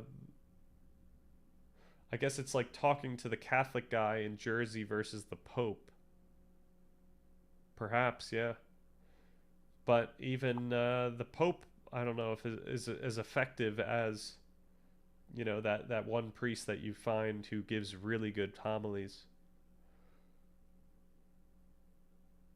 Like, I always thought that like a Jordan Peterson lecture is so much more helpful and even perhaps religious at times in spirit than what my priest gives, on a random Sunday. Okay. Thick Nat Han says it's essential for breath meditation. I see. The Pope would for sure smoke JP in a rap battle. You're probably right about that. No questions asked. The current Pope. I don't know about the previous Pope.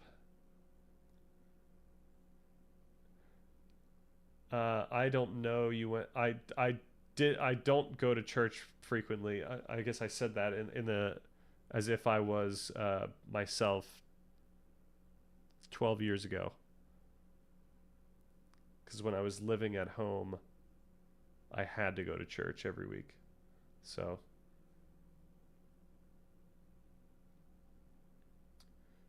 I'm thinking back to the first half of my life, I should say.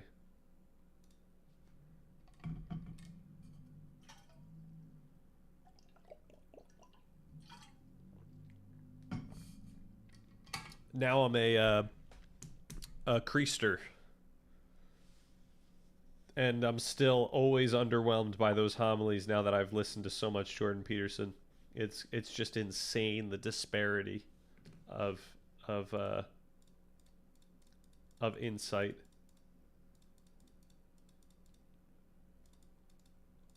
I am 28. To be honest, there's only so much you can say about the Catholic faith. Jesus. Well, so even I guess I'm also referring to like Jordan Peterson's Bible lectures. Like, that's still dealing with the same source material, and he's just able to get so much out of it because he's already scientifically situated. Given that he's a clinical, whatever he is, psychologist, or I think he's a psychologist. I think that's as far as it goes. I mean, in a dogmatic sense, they already all have it figured out, etc., etc. Well, I think the nice thing about those lectures is that there's a lot of interpretation to be had through a very modern lens. So these same stories might seem to not have like a obvious conclusion, and we can speculate about what that might mean today given the science that we understand today. So that's what priests can do if they only had that, if only they were equipped with that. But unfortunately, I don't think they're equipped with much more than the dogma. So I mean, some do have, what I would say is relatively like excellent homilies, but it all still pales in comparison.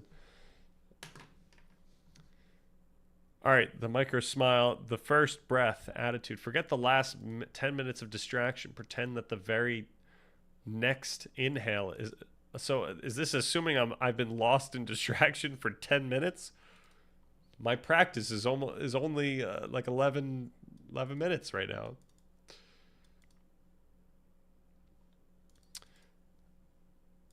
Pretend that the very next inhale is the first breath of your entire meditation session. I do like that. That's always nice.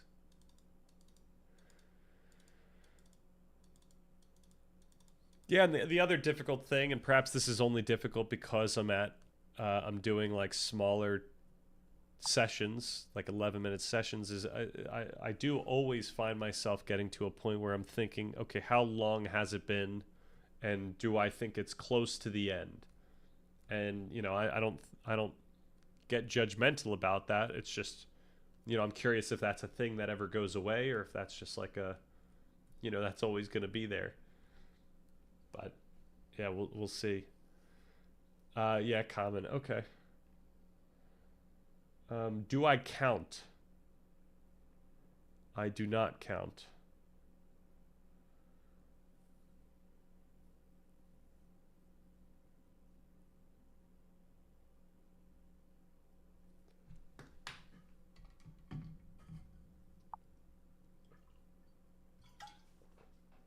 That thought is impermanent. The aversion is impermanent. The meditation itself is impermanent. That's what I think. Right? I do feel that, like, if I just focus on the breath, notice the thought, then I get to a point where that thought goes away, and then it comes back maybe, but at least yeah, at least I noticed it, or at least I just continued doing what I was doing. Okay. Would you like me to explain how to handle physical discomfort like an itch or cramp without breaking your focus? I'm guessing it's just to focus on it, to just be mindful of it without any expectation of needing to deal with it. All right, I think we should call it here. It's been a long time. So do we... the democratization of genius, a recurring theme is that talent is overrated. By attributing success to process rather than genes, these books sell the democratic promise that success is accessible to anyone willing to follow the algorithm. Okay, so we don't want to give that much. But we do want to say, hey, like, there's things we can't deal with and there's things we can deal with. And we should just we should always look to what we can do. This narrative is highly motivating. All right, conclusion. So, okay, we probably, yeah, the conclusion is just the conclusion. Tomorrow we're going to do the same exact thing we did today, just with ChatGPT's version of the research. And maybe Wednesday, actually tomorrow is Wednesday, right? Then maybe Thursday. I don't. What is our schedule here? I think I might not do this guy. I'm gonna delete that. I'm gonna duplicate this. I want to work on this tomorrow. Experience over time. Oh, okay. We do need to do the experience over time day to prepare for a filming on Saturday. A lot of reading. But I think that's what I excel in this channel, just reading things. Can we raid Willow? Can we raid Willow? I don't know. I don't know if we want to, I don't know if I want to get into the habit of raiding people that I don't know really well, or like isn't within, you know what?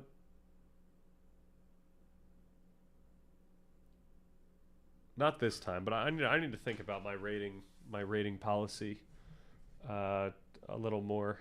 I think it's a little half baked in my mind right now.